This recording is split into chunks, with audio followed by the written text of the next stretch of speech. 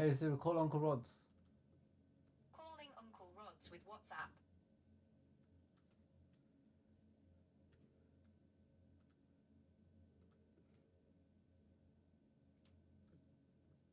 Yeah, I can see you, mate. I'm just doing some stuff. I'm supposed to set up in it, but yeah, doing it now. I'm doing it everything now. That's why. Nah, it's gonna take 2 seconds. 2 seconds.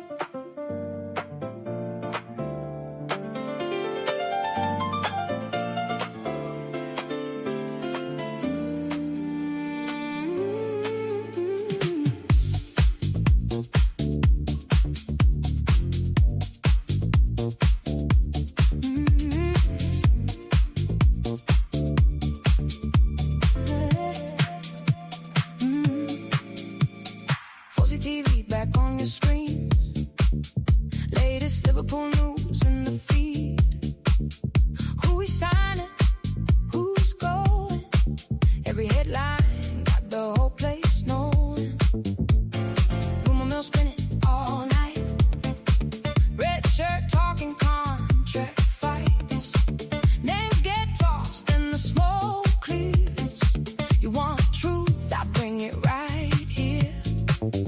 Hold up, wait, check the tape. Big move coming, what's the shape? New deal, buy, tell me why. Every fan wants the inside. Fozi TV, Fozi TV. Back on your screens for the latest news.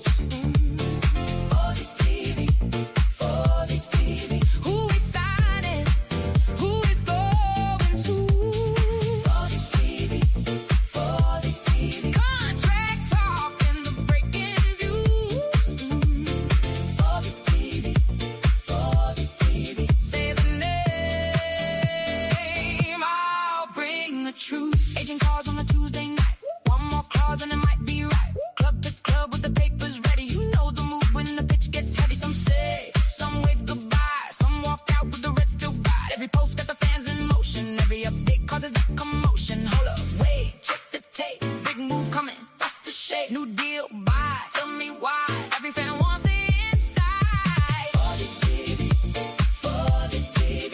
Back on your screens for the latest news. Fozi TV, Fozi TV. Who is signing? Who is going to? Fozi TV, Fozi TV. Contract talk and the breaking news. Fozi TV, Fozi TV. Say the name, I'll bring the truth.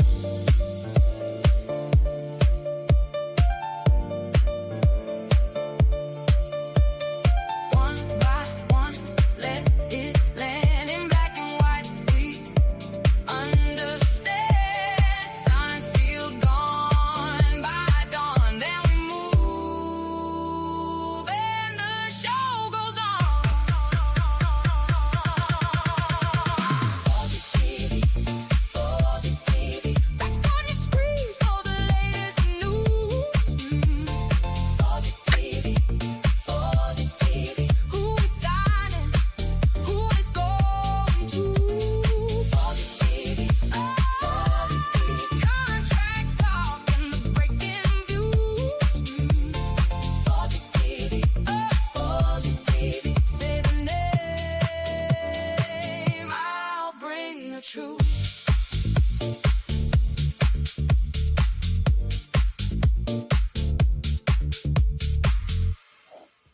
Oh man. Full of that blood clamping shoes, brother.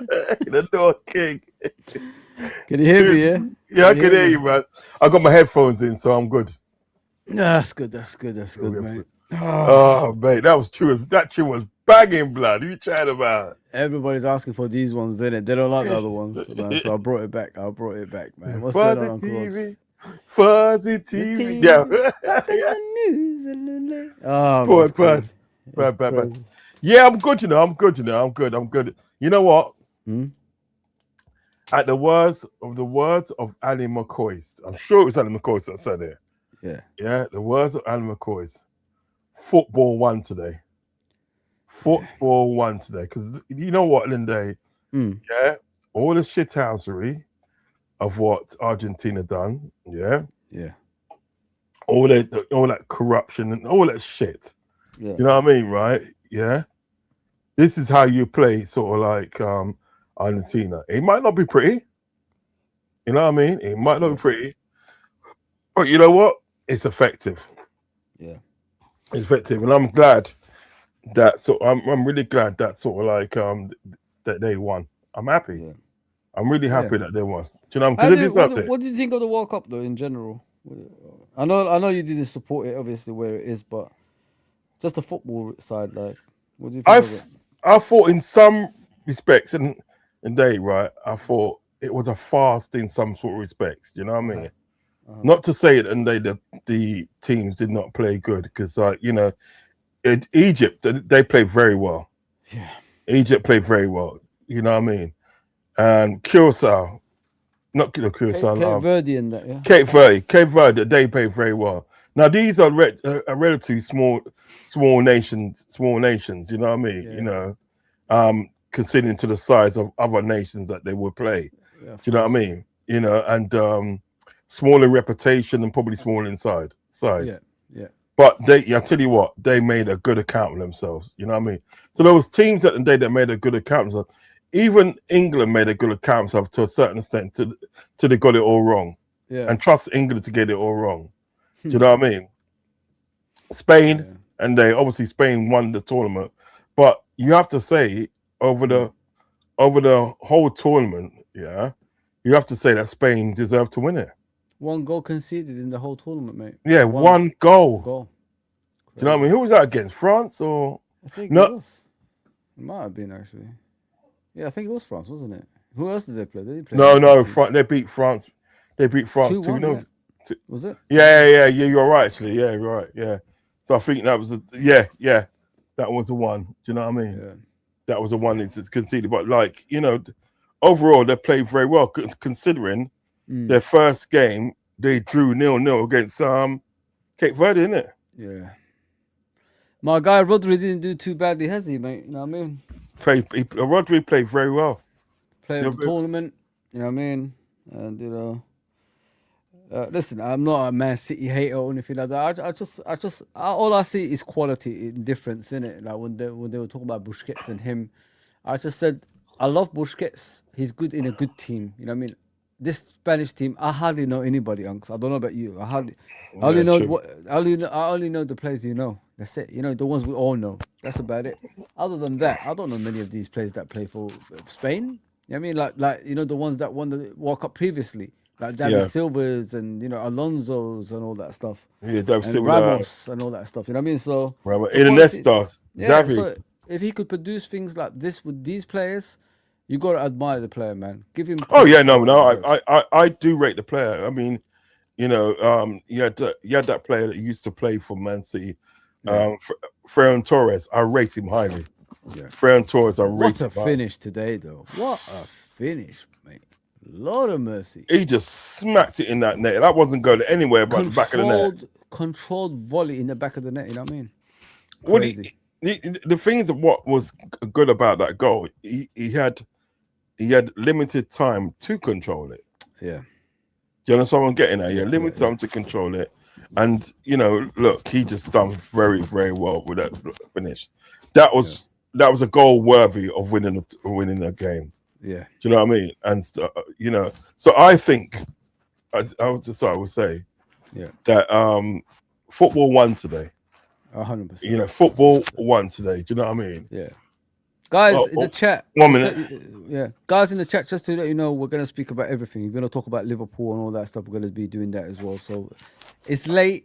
I thought it's my last day off properly. I'm going to be off tomorrow, but I thought let me just come on and just do a stream with Uncle Rodz, which we haven't done for a while. You know what I mean? Yeah, but please hit the likes, follow the Discord. It's already in the link right there. It's attached at the top. And, you know, subscribe to Uncle Rodz. His link is down below as well.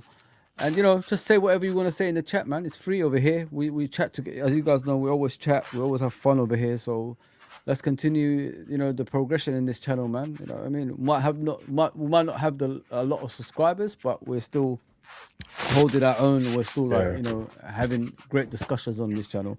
So welcome to everybody that's on. Obviously, Connor, Clive, and obviously Touchline has changed his name a bit.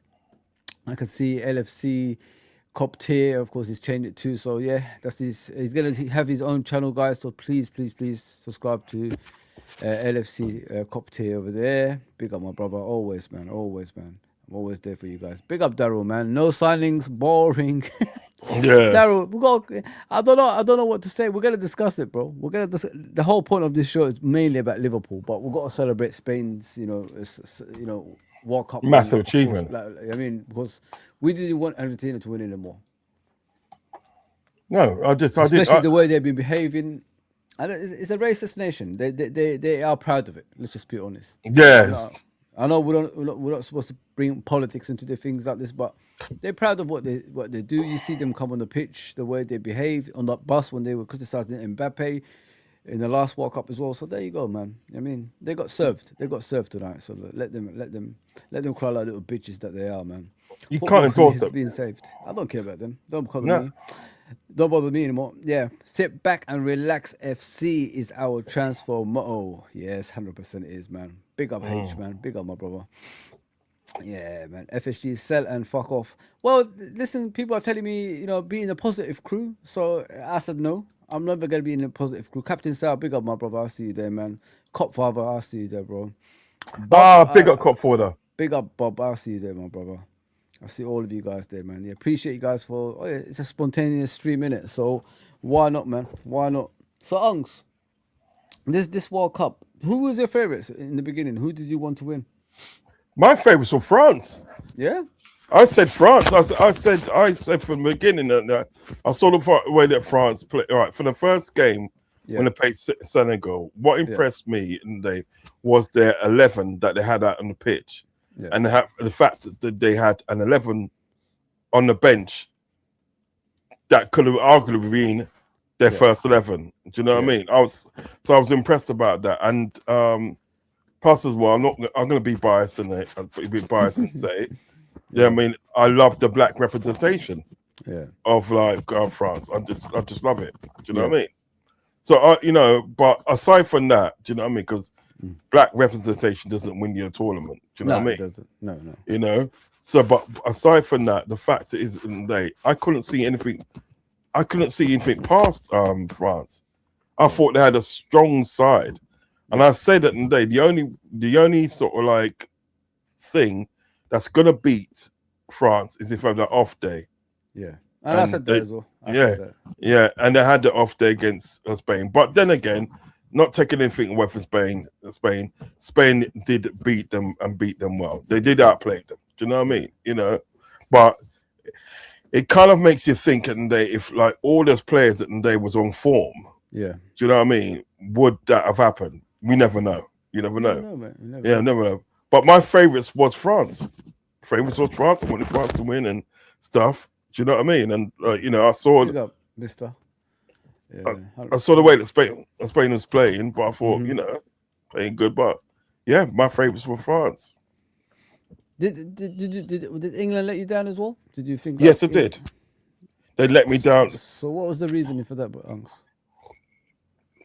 I think it's more Tuchel than anything else. Yeah, it's more Tuchel because I think in that semi-final, Argentina was there for the taking. Yeah, they was there for the taking, and nobody can say that there wasn't. They was there for the taking, and the mere fact that they didn't capitalize on that. Yeah, do you know what I mean? Is sort of like it's criminal. Yeah, the mere fact that it's like you gave them literally and the ascendancy. Yeah. You gave them that game. Ain't nobody can tell me different. You gave them that game because the fact is, they started with Saka yesterday. They started with Saka. Mm-hmm. They started with Rashford, Ollie Watkins.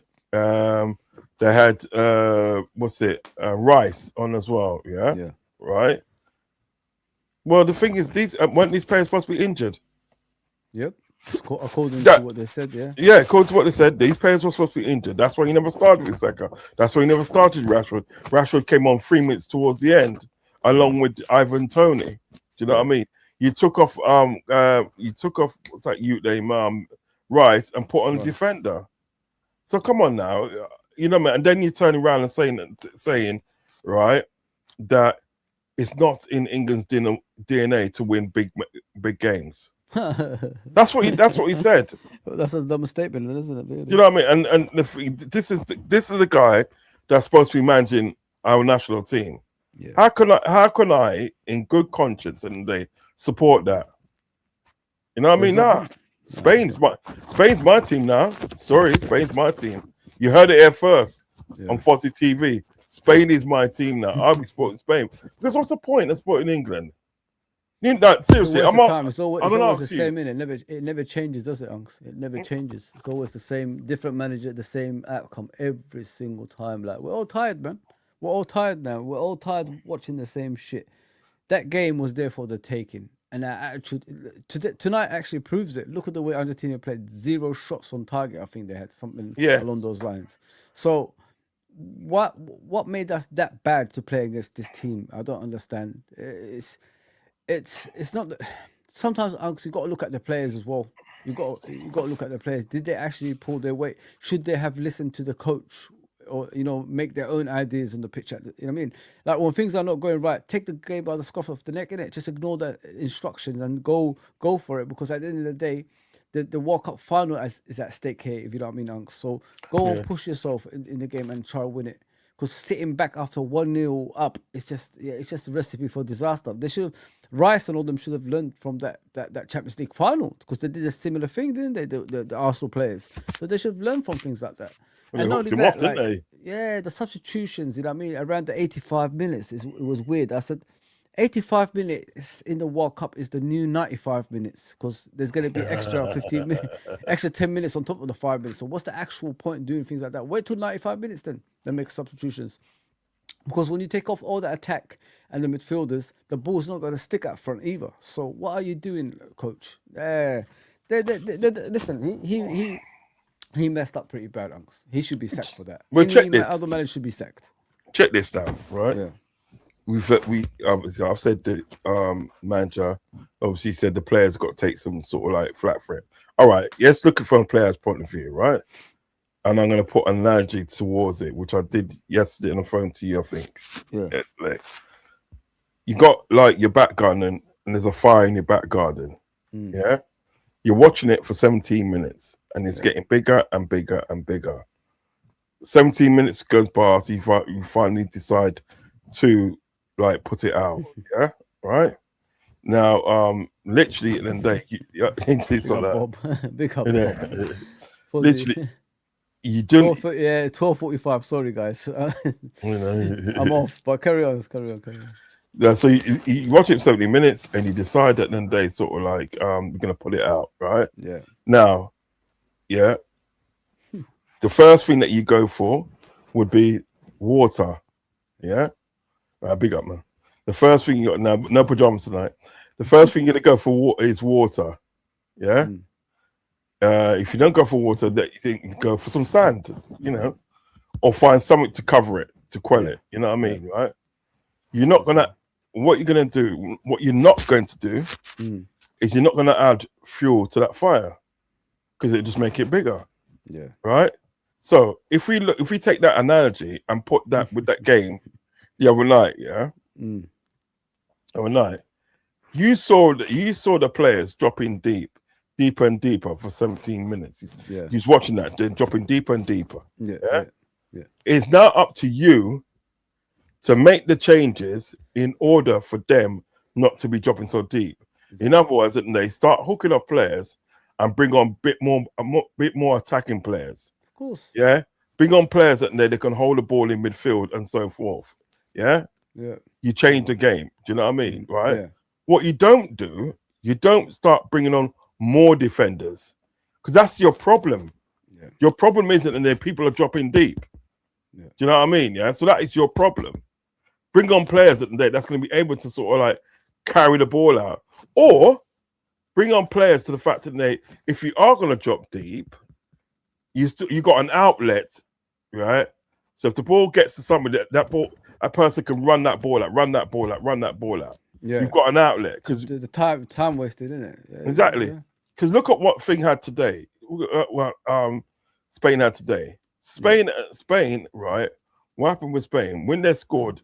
And initially, they start to drop deep, yeah, right. But what is it? They always had that outlet of Nico Williams and Lamar, and other players. You know what I mean? But those were the two main outlets. Yeah. And they played 120. Well, not here. And I think Nico Williams was a substitute, but they had that. They had the outlet. Ferran Torres was still in the pitch. He scored a goal. Do you understand what I'm saying? So they always had the outlet. Why in God's name, if this guy, Thomas Tuchel, is supposed to be such an experienced manager, and he's supposed to be the one that was going to take us over the line, because they was convinced that Gareth Southgate couldn't do it. Yeah. So this guy was supposed to take us over the line. Yeah. Right. The first thing that you do in a semi-final against Argentina, well, you give the ascendancy to them. Yeah. You give the advantage to them by bringing on more defenders. People was talking about the fact that we worked against Mexico. It's different. Mexico and Argentina was different. You know why? Because we was down to 10 men. Yeah. We was down to 10 men. So we had to sort of like go very defensive and bring on defenders. We had to do that. Do you know what I mean? It would have been criminal if we didn't.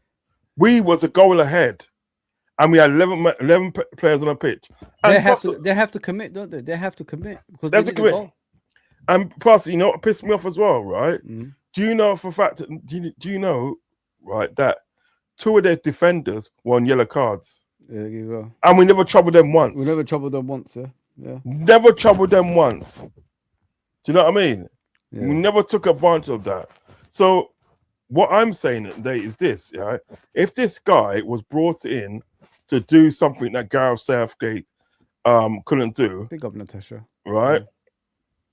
Yeah, and arguably today he's done worse than Gareth Southgate, because Gareth Southgate, I'm telling everybody for a fact, I know for a fact, if that was Gareth Southgate, he would not have made those substitutions. He would have not brought on defenders. No competent manager would have done that, man. He would not. He would have brought. If he had Argentina on the ropes, I'm telling you, everybody, if he had Argentina on the ropes, Gareth Southgate, if he had Argentina on the ropes, yeah, I'm telling you, he's bringing on Rashford, he's bringing on Saka, he's bringing on Ollie Watkins. Do you know what I mean? Do you understand? Yeah. He's bringing on outlets at the end of the day to catch him on that counter attack. Look at the way Spain neutralized Messi today. I mean, yesterday. Sorry, he didn't have a kick up of the ball. Unks. He didn't do nothing. Couldn't get a look in. Absolutely nothing. Couldn't get a look in.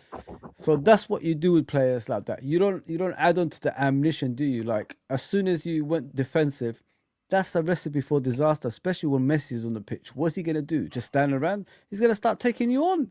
Yeah, because you're sitting back. Yeah, Messi could. You know what, Fozi? Yeah, Messi could not believe the time and space that he had out on that wing.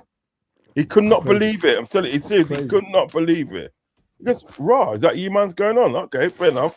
I'll just ping that ball in." He couldn't believe it. Now today, this is what I thought. Why I thought Spain was going to win. I said that to you yesterday that Spain's going to win, right? But true corruption for that, you never know. Yeah. Right? Okay. Reason why I said Spain's going to win, because Spain is more compact. Do you know what I mean? Yeah. And basically, if they go ahead, they've won it. Yeah. Because they know what they're doing with the ball, mate. They know what they're doing. Yeah. They don't have to defend. They're not. You know what it is with Spain, Unks? They're not afraid of the dirty work. You know what I mean? Of course. They're more of a collective team rather than individuals. If you know what I mean, Unks. Yeah. That's why they play the way they do. They're not scared of dirty work. They're not too shy to do things. You know what I mean? They don't cater to other players. It's more all of us are together. We go on the pitch all as one and one for all. You know what I mean? That's how it is, and I like that about them. And it just showed. This World Cup showed you guys. You know what I mean? if you're a collective, you all as one, you win everything. It reminds me of Jurgen Klopp's, you know what I mean, with Mane, Salahs and all that stuff. We won things because we was as a team, we was all together, and that's how you win things. But when you're catering to one player and all that stuff, you become a one-man team. It's very difficult for those players to express themselves, because if you look at the Argentinian players, they went wild. Look at Enzo Fernandez. Bro, you already got yellow card. What are you doing? You don't do things like that. So when you get frustrated, you know what I mean, in games, and you can't show your true ability because you're catering for another player, you get frustrated at times. And that's what happened to Enzo Fernandez today. You know what I mean, and so yesterday. So that's how it just goes to show, man. What I loved about Spain, I didn't watch them much. I watched them, I think, the first game, and I said, this is too boring. I can't keep sitting through, you know, passing. I mean, I already did that with Man City where we used to challenge them. But looking at them now, Unks, I understand why they're that good, man. And I like everything I see. Let me just go through the comments. How can England beat France but not Argentina? What's the difference? The difference is that game didn't really mean anything, bro. I think if France put their first team out there and went at England and it was a serious game, England would have got back to that, I think. I honestly think. I don't know about you, Uncle Rodz. I think they would have got back. No, I think you're right. I think France just had an off day against Spain. They didn't expect a team that's dominating them like that with passing. That's why they were shook in that game. France were not focused and had a Konate to start. That's he's no longer. I heard he was crap yesterday. Yeah, he was rubbish. But him and that Lacroix, whatever his name. Lacroix. He was rubbish. If this is what we're linked to, we're in trouble, man. No, because you know what it is. Sorry to cut across you. No pressure, he says. Yeah, carry on. Sorry to cut across you. Just quick. Lacroix, I was surprised at that because Lacroix is usually good. He is usually good. We're paying for Crystal Palace and this and that. He's usually good. So he really up to it in a way. Captain Sal's bloody. Oh man, so now Lamine Yamal, whatever his name is doing the baby thing on Messi. I like that. Lamine Yamal, is it all those memes and that? Yeah. Bro, I tell you what, right? I'm not being funny. What's kind of like really made me happy about the World Cup is those memes that you get on TikTok. There'll be some wicked ones, boy. But actually, with Messi and Yamal, actually, this happened. It happened. Him, obviously, young baby Yamal taking a bath, and Messi was there. I mean, it was a charity thing apparently, so it was an actual real thing that happened with Messi and him. It's crazy. It's crazy how life is. I swear. What? Taking a bath? You know, Yamal as a baby, he was about probably just born in it. Just maybe less than one. So they won a raffle or something that Messi is gonna, do a bath for him and all that stuff. And that's what they did. Yeah, that's what they did. Oh yeah. Yeah, it's crazy, man. Crazy photo. Honestly, it's crazy photos. Guys, this is the Discord and everything else. I'm on the road to 1,000 on TikTok, so please follow me on there. Please follow us on the Discord, because on YouTube they don't give you guys the alerts that we're live, if you know what I mean. So if we go on the Discord, it gives you we post on there and then everybody comes on afterwards, if you know what I mean, because you've been alerted. It always alerts you, because we're all chatting on there as well. Yeah, it's crazy in World Cups. But Unks, what do you think of Rodgers going to Chelsea? Well, that was a surprise. Excuse me, that was a surprise, Yeah. Actually, one last thing about the World Cup, and I'll talk about that. One last thing. Let me just read this. What Bob is saying. US tour should be cancelled. It's horrendous to take players into a air disaster due to wildfires in Canada. I didn't even know that. I didn't even know that. Crazy. Okay, I didn't know that. But carry on, go on. No, I just I didn't like. You guys are starting to come around now, yeah? You guys are starting to come around now. Like me and Drifty were the early ones. Yeah, but carry on. What I didn't like is that obviously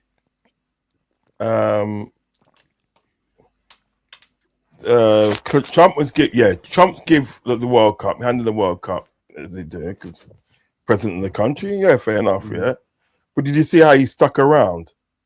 And he was in the picture when they were celebrating. He was actually in there. I think Infantana was telling him to come, and he goes, no. The guy's mental, bro. The guy. He actually stood to the side, right, whilst the sort of like people, Spain was celebrating. Obviously, they like, yeah, and they got the things come down, all that. Yeah. He stood to the side. He was still in the picture. As if you're not even famous. You know what I mean? As if he was one of the players. Do you know what I mean? The guy's mental, mate. The guy's mental. Dickhead. Anyway, you can see he was wearing a diaper as well, that old fogey. I mean, there you go. Dickhead. What are you saying now? You saying something about something else? Oh yeah, just about Rodgers. What do you think of Chelsea stealing Rodgers from? Yeah, I mean that was from Arsenal. Right, that underneath their nose. I know that's a surprise, wasn't it? It was a surprise. That's like because I thought for all sort of like sense and purposes that Rodgers was going to go to Arsenal. That was all. I thought it was a done deal. Yeah. And then I heard yesterday that sort of like, Saturday, that he's going to Chelsea for 170 million, and there could be put this way, the medical is going to be on Monday, like today. Medical's going to be later on today. Yeah. Do you know what I mean? I was so surprised that it happened. Do you know what I mean? But I don't know. It's a bit stupid. Crazy, but don't you think it's kind of crazy? He's going to a club, first of all, that not champions as Arsenal are. Secondly, they're not in the Champions League either. So what are we doing here? Like, you're choosing money over ambition. Chelsea is not that type of club that's challenging for league titles either. So what's going on here? This is what I'm saying about modern day football. 6-year contract apparently as well. So again, it's stupid, isn't it? It's just madness, mate. Football's getting ruined, man, and the players are becoming too rich too early as well. They're not earning the right to get there. You know what I mean? We used to focus about, on a quality of a player, how far he can get. You know what I mean? But now, like, it's a business, like they said. Now, see, this is what I said. We need to avoid this shit. Now look at the football now, Unks. It's all a business now. It's all about the money. It's nothing about the passion for the game anymore. And the more it goes down that route, the more I'm worried about it, because I don't think we're gonna like watch football in the next 10 years or something like that, because it's gonna become a sport that we despise rather than enjoy. If you don't mean, Unks. Yeah, no, it's true. It's true what you're saying, because like I just look at the fact that Eddie Anderson's gone to bloody he's gone to freaking thing for like 100 Man City for 130 million. That's just what's he done? Nothing. What's he doesn't I mean? It's getting crazy. It's getting crazy, like with the money, and then that these people right are paying out. It's getting crazy, and you have to blame people like Chelsea, because those ones that started it. Those are the ones that they from the beginning and stuff, right? Yeah, that started giving out all this crazy money and stuff for players. You know what I mean? Yeah. When the Abramovich would come in, you know what I mean? He just literally messed it all up. That's why we had to play sort of like people like pay Isaac 125 million and Verts about 100 million. That's why. Do you know what I mean? Because these people in the day, right, have come in and spent a shitloads of money. So clubs around Europe and that, thinking that the Premiership's got a load of money, so they'll charge them crazy amounts for players that they're not worth it. Was it Alex Scott? They wanted about 80-odd million for him. It's crazy, man. It's crazy. So the same with Adam Wharton. They want 100 million for him. Get the fuck out of it, man. Listen, I'm even feeling guilty paying 30 million for him. You know what I mean? So, that's not that. It's not that. You know what I mean? Whoa, that's a bit. Whoa, that's a bit strong. That's a bit strong. Yeah, guys, definitely. Donald Trump is having a nappy rash. That's why he came on the stage, man. 100%. Some Liverpool fans wouldn't take Fran Torres. I'll take it. I think I'll take him. And him on as a false nine and a winger, of course, bro. Come on. I will take Fran Torres all day and every day and twice on Sundays, bro. Come on, Captain Sal. Justice was served. He's saying, I like that. Even the reason why, it's okay, Cop Father. It's okay, bro. It's okay. Carry on. The only reason that obviously we won't get him because he doesn't want to be in England. That's why he left Man City after one season. But Ferran Torres is a quality player. I like it, man. Quality. I just feel 2 World Cup winners in our squad. McAllister and the kid in it, Muniz. 100%, bro. Yeah, innit? Yeah, big up N90, man. Big up, my brother. Large up, brother. Apprentice, you Fozi, my brother. No, Sorry, appreciate. appreciate. Sorry, Apprentice. I was watching Apprentice. I'm sorry. I appreciate you, Fozi, my brother. Thank you, my guy. Thank you. Man. It's late. It's late in the morning, guys. Well, late night, as they call it, but it's early hours in the morning, isn't it? So it's a bit difficult for me. Big up, Mister Man. I hope you're okay. I hope you're okay. Big up, Mister. So yeah. So you know, Unks. Yeah. If you look at the Premier League next season, yeah. What do you see is going to happen, mate? Like, who do you favour? Have Man United and the rest of the other teams actually made right signings before we talk about Liverpool? Because it's going to take us ages to talk about Liverpool. Are you worried about? Are you worried about like what Man United are doing, and teams like Chelsea, teams like Arsenal, teams like Man City? Are you worried? Where's that Andre Santos from? Where was he from? What club did he play for? Who's this raid from? Sorry, guys. I don't even know who raided me. Somebody raided me. Oh, Sorry, guys. Who raided me? Oh, my brother. Nurideen. Big up, bro. I'll pick up Nurideen. Get Nurideen, man. Big up, Nurideen. We've got to do some shows together very soon, bro. Appreciate yeah, it, man. brother. For real, man. I got a lot of respect for that youth there. I got a lot of respect for Nurideen. Football's family, innit? I know we support the two rivals, the biggest rivals, but he's family, man. Always. But you know what it is with Nurideen? I think Nurideen's the sort of person you can sit down and talk to them about football all day and all night. I missed that. And you never get bored. Shows. Yeah, I missed the panel shows. We're gonna do panel shows again this time. Yeah. Next season, I'm gonna do a lot of panel shows. We're gonna bring everyone back in. So yeah, what do you think of his? Let's start with his team, Man United. Do you think they made smart signings with the Santos kid, with Tielemans, and I think they signed another one as well. But yeah, some guy from Leeds. It's Leeds, isn't it? Some guy from Leeds. Yeah. So what do you think? Let me just check. Yeah, I'm looking at that. Where did they buy Andre Santos from? Where did they buy him from? Chelsea. Oh, that's why the name was so familiar, actually. Santos, yeah. I didn't really rate that on Santos, really. I like him. I like him. But you haven't watched him much. You haven't watched him much, so that's why you don't rate him. But I've seen him. You know what I mean? Last season, he impressed me, man. He really did. I was kind of shocked, like he's not a regular in the team, and because what he does, Anks, is like he's a central midfielder. It's a bit of like a Gini Wijnaldum kind of, when he plays for Liverpool. Right. Like he's a busy little midfielder. He's not afraid to shirk a challenge. He runs up and down that pitch. He wins the battles. You know what I mean? He progresses the ball to the better players. He gets up with play if he has to. He does a lot of stuff, and he's only young as well at the same time. So. Yeah, I think they made the right signing with that kid. I think that kid can be something very, very special, man. If you nurture him in the right way. So yeah, and you know about Tielemans as well, Unks. What do you think about him, Tielemans? I mean, Tielemans. I wanted him at Liverpool when he was really with Leicester. Yeah, I did. I thought he'd be good for. I thought he'd be good for Liverpool under the guidance. So, you got to remember that. You got to remember under the guidance of Jurgen Klopp, that would have been. Yeah. You know what I mean? Ross like that. No, we're going to a different screen. We're going to a different screen. Oh, see. Yeah, carry on. Yeah. I'd have thought that sort of like, obviously under the guidance, under the guidance of a Jurgen Klopp, he would have been magnificent. Yeah. He would have been magnificent. So don't know how he would get on at Man United, but you could say it in the day it is sort of like a good signing for them. Do you think like them going the other direction instead of like spending a lot of money as they normally do is a good way of going for next season or in the future, if you know what I mean? Because you know what Man United used to do, Unks? It's been shitloads of money. Splash the cash, get a player here and there, and pay over the odds, but they never, fulfill what they need on the pitch. So them going the direction of, nurturing players as well as getting experienced players for the less of the price they normally pay. Do you think like getting hungry players like this is better for them rather than getting the finished article but he's already full stomached, if you know what I mean, like in trophies and things like that? Yeah. Yeah.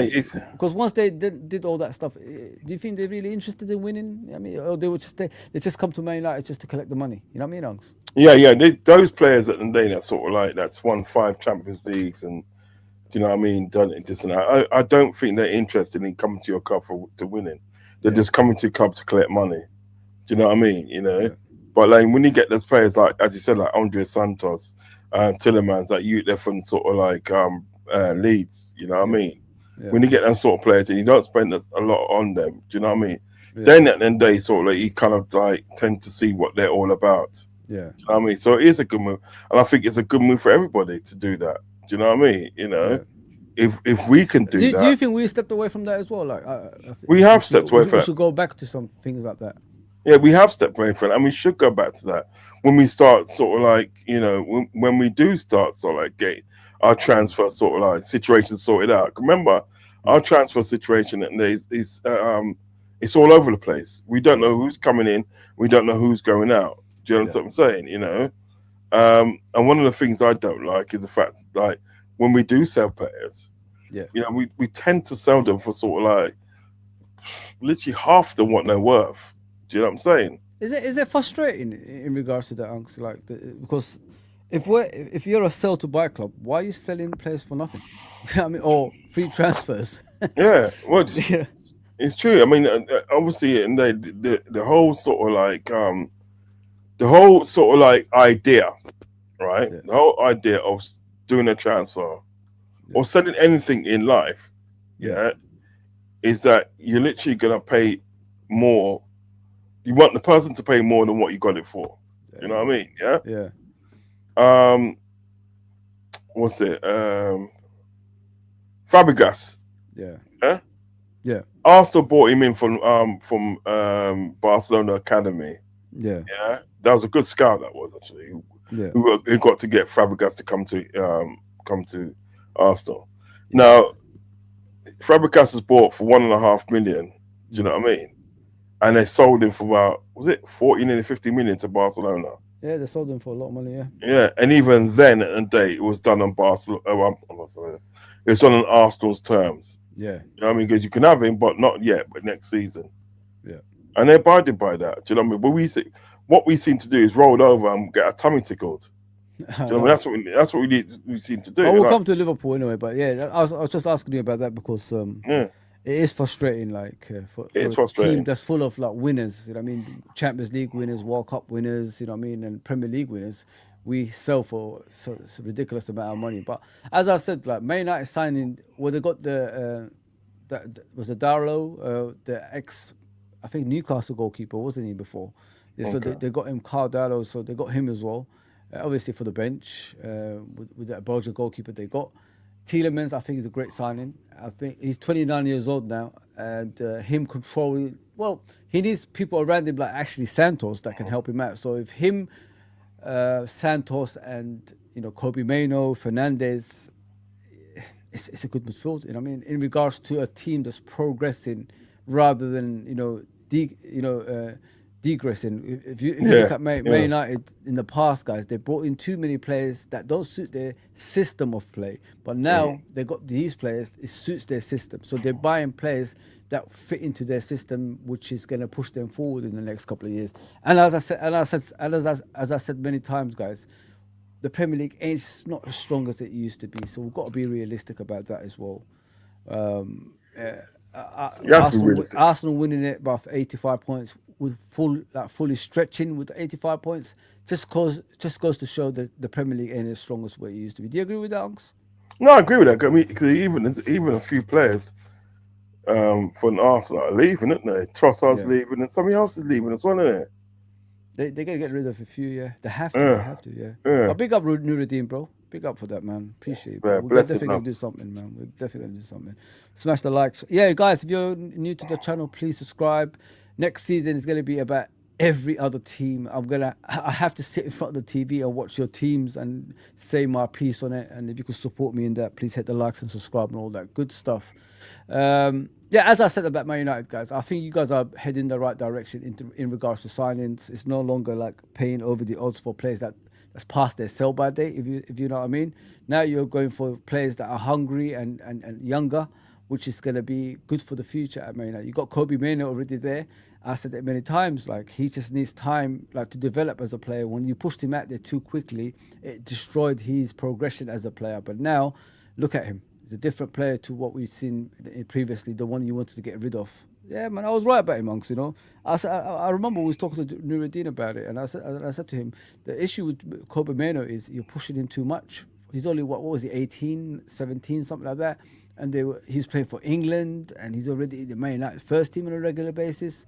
You can't put that much pressure on youngsters, man. But now, obviously, he's come back in the team since Carrick has been there. He's been looking good, isn't it? Did you see that game? It's a game today, right? There's a game where like McAllister literally dog walked Maino in midfield. Yeah. It's like he's saying like this, listen, this is how a big man do it in midfield, you know, don't try it. I remember that, and there was so many memes after that, you know. So after that, there was like McAllister holding his hands, you know what I mean? And he got Coleman as a little baby. But yeah, it's like he's definitely one for the future. Do you like him, Unks? Would you have him at Liverpool if you had the choice? Yeah, he's in good. all seriousness, like banter side and all that stuff. No, he's good. He's good. I will have him at Liverpool. He's good. He's a good defender. Not defender. He's a good midfielder. Like a midfielder, yeah. Yeah, because he's like defensive type midfielder, sort of like holds onto the ball. Yeah. You know, he's like Alonso type, in a minute, and he takes his shots. Like so, yeah, definitely have him at Liverpool. This is what I want. Yeah. This is like what I want. Training only to become. Yeah. And so, like this season, we have to play him. We have to play him this season. I'll come to Liverpool in a minute, but yeah, with Kobe Mainoo, I think it's time now. He progresses as a player. He's a first team player now. I think it's time for him to put his name out there now as one of the most important midfielders in England, and as well as obviously Man United, in my opinion.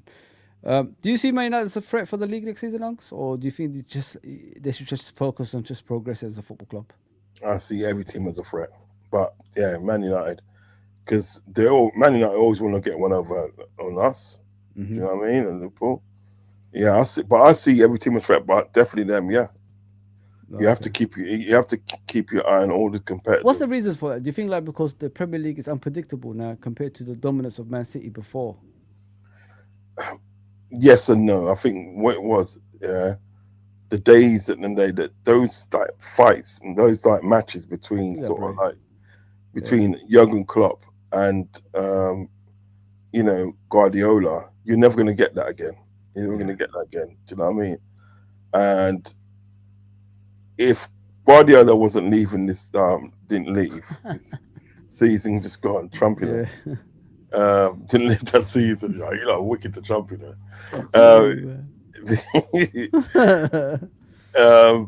yeah. So if it wasn't on the cards, for Guardiola to be leaving, I think he might have won the league this season. Yeah, I think you're forgetting the channel's name, bro. Like, this is Fozi TV. You know what I mean? I'm not just Liverpool. I will talk about Liverpool at the end. I said, let me talk about our rivals first and what's the threat for next season for us, even if we have a challenge. So I need to ask someone experienced like Uncle Rodz, like what we have to do to win the league next season, because I think we can still win the league. But pay respects, man, to other people. There's Man United fans in here, obviously. We talked about Chelsea and Rodgers as well. We're going to talk about Arsenal. You know what I mean? What threat they are for the league next season as well. So I want to find out what is going to happen in the league. I will talk about Liverpool at some stage, yeah? And I will share my frustrations with Liverpool Football Club because we're shortchanging ourselves again and people are telling me to celebrate. You know what I mean? And I don't want to celebrate. Sorry. But yeah, carry on, Uncle. To be fair, and I don't want to seem rude or disrespectful, but, if you don't like the content, yeah, you're free to go somewhere else, you know what I mean? Don't feel that we're holding you prisoner here. Do you know what I mean? And you have to be kind of like disrespectful in some sort of way. Do you know what I mean? So, yes. So, Man United, I think they're going to be a threat this season. You know what I mean? Can they challenge, or you think top four? Yeah, definitely can challenge. I shouldn't see why not. You know what I mean? If they are going on the back of like what happened last season with Carrick and stuff, and you've actually sort of like given him the reins now, so like you're the man now. Yes, you should be challenging. Yeah. I mean, come on, this is what they wanted, This is what they wanted. They wanted sort of like, you know what I mean? Yeah. They wanted at the end of the day to sort of like, to be taken seriously again, and and do it. They've done a double over us last season. That was the first time they've done it in 10 years. Yeah. due to us having a shit manager. That's crazy, isn't it? That. Yeah, they're 10 years, bro. 10 years, bro. But yeah, so you know, I shouldn't see why not. I shouldn't see why not. They should challenge. Yeah. We're gonna. What is it today? We're gonna really see what Carrick all about next season. We're gonna really see it. We're gonna really see it. You want because last season he only played in one competition, and he didn't play in the cups or Oh, Champions okay. League or anything like that. So when you're playing in a lot of competition, like the players get tired, you get a lot of injuries, there's a lot of problems you're gonna have. So let's see what he's capable of as a manager. Let's see if he prepared well as well at the same time, guys. Yeah. So yeah, that's the way it is in football, guys. You know what I mean? It might look good in the honeymoon period is always looking good, but when things are tough, can he overcome it? That's what me and Uncle want to see. This is what I'm from talking him next about. season. If we're neutral in football terms, but we're never neutral. We want Man United to fail, of course, same as they want Liverpool to fail. So we talked about Man United, Chelsea. We're going to talk about Arsenal, and Man City. Man City with Maresca, are they a threat? Because you know he needs to get those players on board, Unks. They've had the same manager for 10 years, I suppose, with Pep Guardiola. Do you think he could get these players on board and you know, challenge again? Maresca? Yeah. Again, he should be able to. He's had the experience with Chelsea. He's not as if he's coming in blind and getting a job. He's had experience with Chelsea, being in the Premiership. Why not? You should be able to. It's not as if you ain't got the players. Mm-hmm. Do you know what I mean? So I'm not being funny in the day, right? You have got no sort of like, you have got no room for failure, Maresca. Mm-hmm.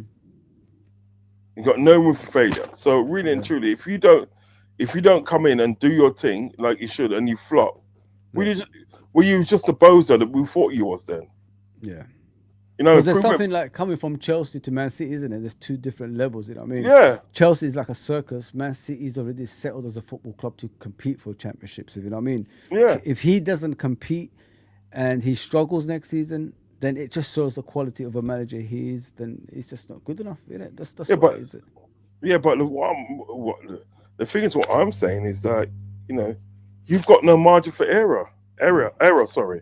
You got no margin for error because what it is at the day, right? You've been with a team, Chelsea, for 2 or 3 seasons. Was it 2 or 3 seasons with that? Yeah, I think it's I think about 2, isn't it? Yeah. Two and a bit. Yeah. And within that season, right, you've won the UEFA Conference League and you won that World Cup. So really and truly, it's not as if you ain't won anything. Do you understand what I'm getting at? Yeah. So you're going to be with a more stable club than what you was before. So really and truly, and your margin of error has gone from like that to that. Yes.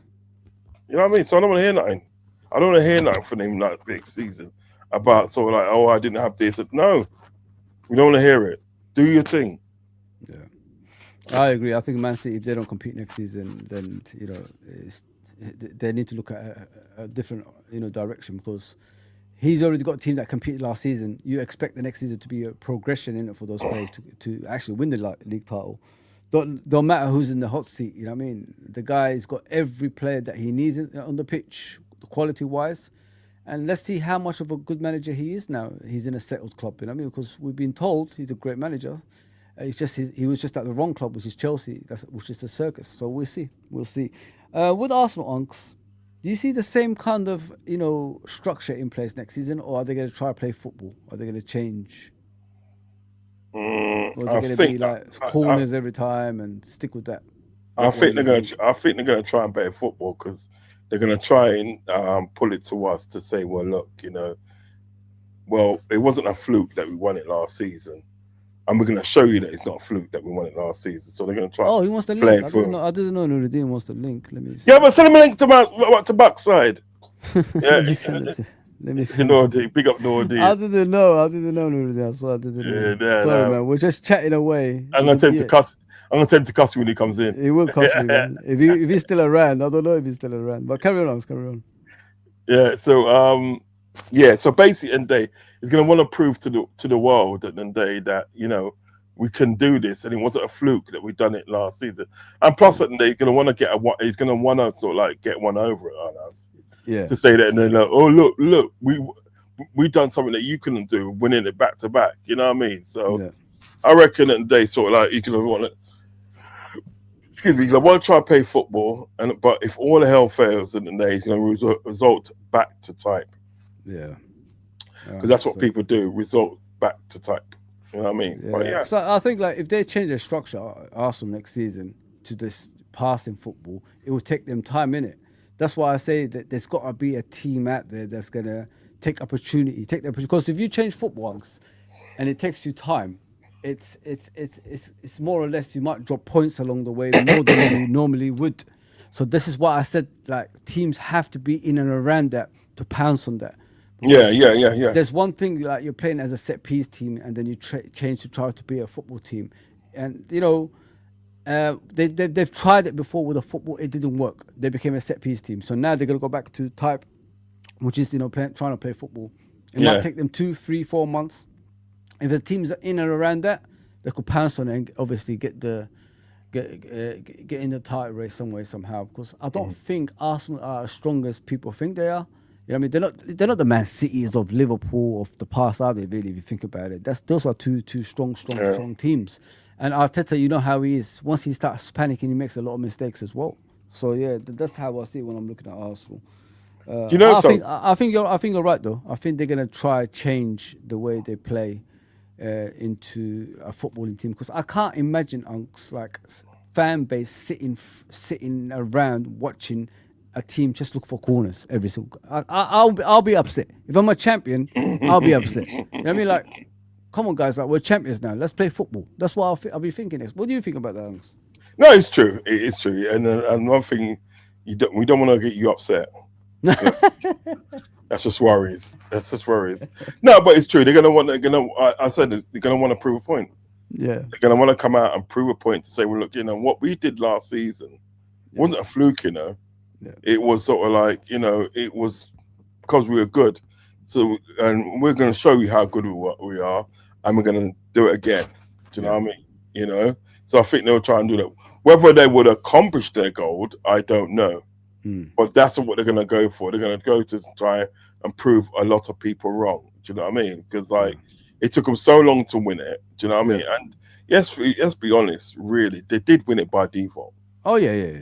They did win it by default. There wasn't even the favourites for the league in the beginning, were they? If you think about it, you know what I mean? Oh no, it wasn't.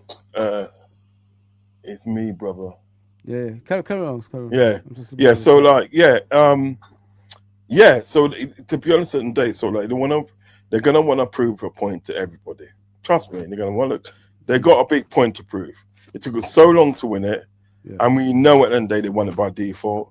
Yeah. So they want to prove everybody wrong, and say like we can do it again. Do you know what I mean? As I said, whether they accomplish their goals of what they want to do is a different matter. Because I do feel that they, obviously I know we're going to get into Liverpool in a bit. But I do feel that teams like Liverpool, if we get out together and obviously, we get what we're supposed to get, I think we can give sort of like a lot of teams problem this season. Yeah. So we have to wait and see. But I feel they've got a point to prove. I do honestly feel that. Yeah. Let's move on to the mighty Liverpool, innit, man? Unks, what's your judgment on Iraola's appointment, mate? Like, what do you think about him? I mean, as I said, didn't they? When it was going to be announced, it was between the Stuttgart guy and obviously Areola, wasn't it? Those are the two guys that we was looking at. Do you know what I mean? When Arne Slot finally actually left the building, you understand me? Yeah. So, and I said at that time, and I still believe it. He was a pick of a bad bunch. Do you know what I mean?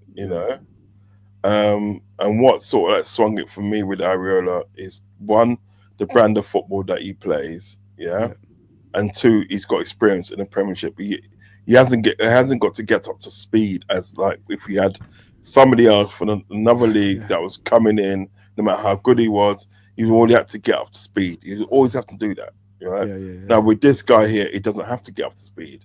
He can come in and basically hit the ground running. That's what I like. Do you know what I mean? Yeah. I do like him. I do like his philosophy. And I just hope that he can put all of it together and number two, I hope he gets backed by who he's supposed to get backed by. Do you know what I mean? But I think if he can put those two elements together, boy, it could be a good season for us next season. Oh, 100%. Natasha says the winners of the World Cup also get a gold ring as well. Fucking hell, man. What is going on? We're done with it. We're done. Honestly, guys, I'm done. I can't be asked. What is this? The WWF or WWE? What the hell is going on here? We get NFL, boy. Like, what the hell is going on? Like, rings now. They're killing our game. They're killing our game, honestly. Like, what the hell is going on? Honestly, football is becoming bullshit now. Yeah, so Unks, with Liverpool, mate. What's basically like what is the thing that's frustrating you at the moment? Like, is it the way we're moving? Are we supporting this coach enough? What is frustrating you when you look at us? Because there's a lot of things I can say, but I'll share with you later on. But what is it like you're looking at right now that's saying to you, we might not do as well as like we should if we did something, obviously this summer? What is scaring me is the fact that is he going to get supported? That's the main thing. Yeah. Because to be honest, today I've got no kind of like doubts in his ability. Mm-hmm. Do you understand what I'm saying? No doubts in his ability or what he can do. But he's going to need help. He's going to need help. Yeah. Do you know what I mean? Now, if these owners are not prepared to give him help, do you know what I mean? It could be a long ass season. Do you know what I mean? That's what I think would affect him in actually doing his thing. Yeah. Do you understand? Do you know what I mean? Yeah. Other than that, I don't see a lot. Yeah. That can sort of affect him putting his master plan together. Not saying that they're going to win everything next season. Yeah. But like my argument is it's like what Copfather said. Big up Copfather each time. He said that day, if something shit as Arne Slot can come in and win the league, as he said, for an Areola, I'm at least expecting that League Cup. Yeah, he said the League Cup. We got presence of a royalty, man. We got a presence of a royalty on a late night stream, man. Let's bring him in. Let's bring him in, my brother. We haven't seen him for a bit, innit? I know, innit? It's been a minute, blood. You know what I mean? Like, what's going on? Like, what is going on? Let me actually fix this screen first of all. Yeah, fix up the screen. What's going on with blood? There we go. Let's bring him in. Let me. Yes, brother. What, my brethren? What, God? Yes, people. You good, man? Yeah, man. Man's sporting red, gold, and green to bomb buckle. What do you dog? How you doing, man? I'm here, man. You good? Man. Yeah, man. We're good. Big up, Fozi. Big up the chat. Smash the likes, people. How we doing, man? Yeah, man. Talk to me, man. Talk to us, man. Spread your wisdom. Yo, I'm worried about your team this season, man. I'm worried about Liverpool, man. I love Areola, man. I rate Areola. I just hope that you're bored. I hope your players get behind him and support him. But from football, man, I wanted him at United, man. I wanted Areola at United. Real talk. From foot attacking football, man. I've always tried to tell people, Anfield, at Old Trafford, you're not allowed to play dull football, man. You need to have the crowd engaged. And unfortunately, we've got Carrick, but we'll see what happens. Yeah. But Areola, man, I rate him. I watched Bournemouth. After United, I watched Bournemouth more than any other team last season. Yeah. And, the way they play, man. From foot, intensity. You know what I mean? It's proper from foot. You know what I mean? It's kitchen sink, baby, bathwater. It's all of it. That's what it is, man. And I like that type of football because I think that's the Manchester United DNA. It's from foot, hectic football, man. Yeah. Passing, tick-a-taka, that's not what I grew up on watching Manchester United. And I think Liverpool, this is what you missed. After, I remember those Liverpool teams, they played with intensity and aggression. And these are the elements of the English game or British football. So I think you can't get away from it too much. I'm a bit I don't know what you're doing. You signed that winger, didn't you? You signed one winger. I don't know Yeah, what Nunez else who you link from- with Yeah, in the transfer window, but you signed one winger, haven't you? So yeah, They keep- Nunez, yeah. They keep on going on about Barcola, but I just don't see that happening. Don't see it happening. I think to me, that's just a pipe dream. That's just a pipe dream. I want to get on to more realistic transfers. You know what I mean? Bring me realistic transfer, because what Man United's done, because we was talking about it before, what Man United's done with their sort of like with their transfers, Andre Santos, Tillemans, and then they're from Leeds. What they've done, they spent wisely. Do you know what I mean? They haven't gone out and spent a bag of money and said, because like obviously you've done that before, gone out and spent a bag of money and this and that, and it probably didn't really work out the way it was supposed to work out. Do you understand what I'm saying? Yeah. But you're getting like youngish, hungry players. You're getting hungry players, and I think when you get hungry players in your team, that's a recipe for success. Do you know what I mean? Because they're always going to be hungry. Do you know what I mean? Like, they haven't come to your club for a paycheck. Do you understand what I'm saying? They've come to win things, to win matches, to get trophies. Do you understand what I'm saying? And that's always going to be a good recipe. I mean, obviously, it's going to be down to sort of like how Carrick and they can actually the balance, yeah.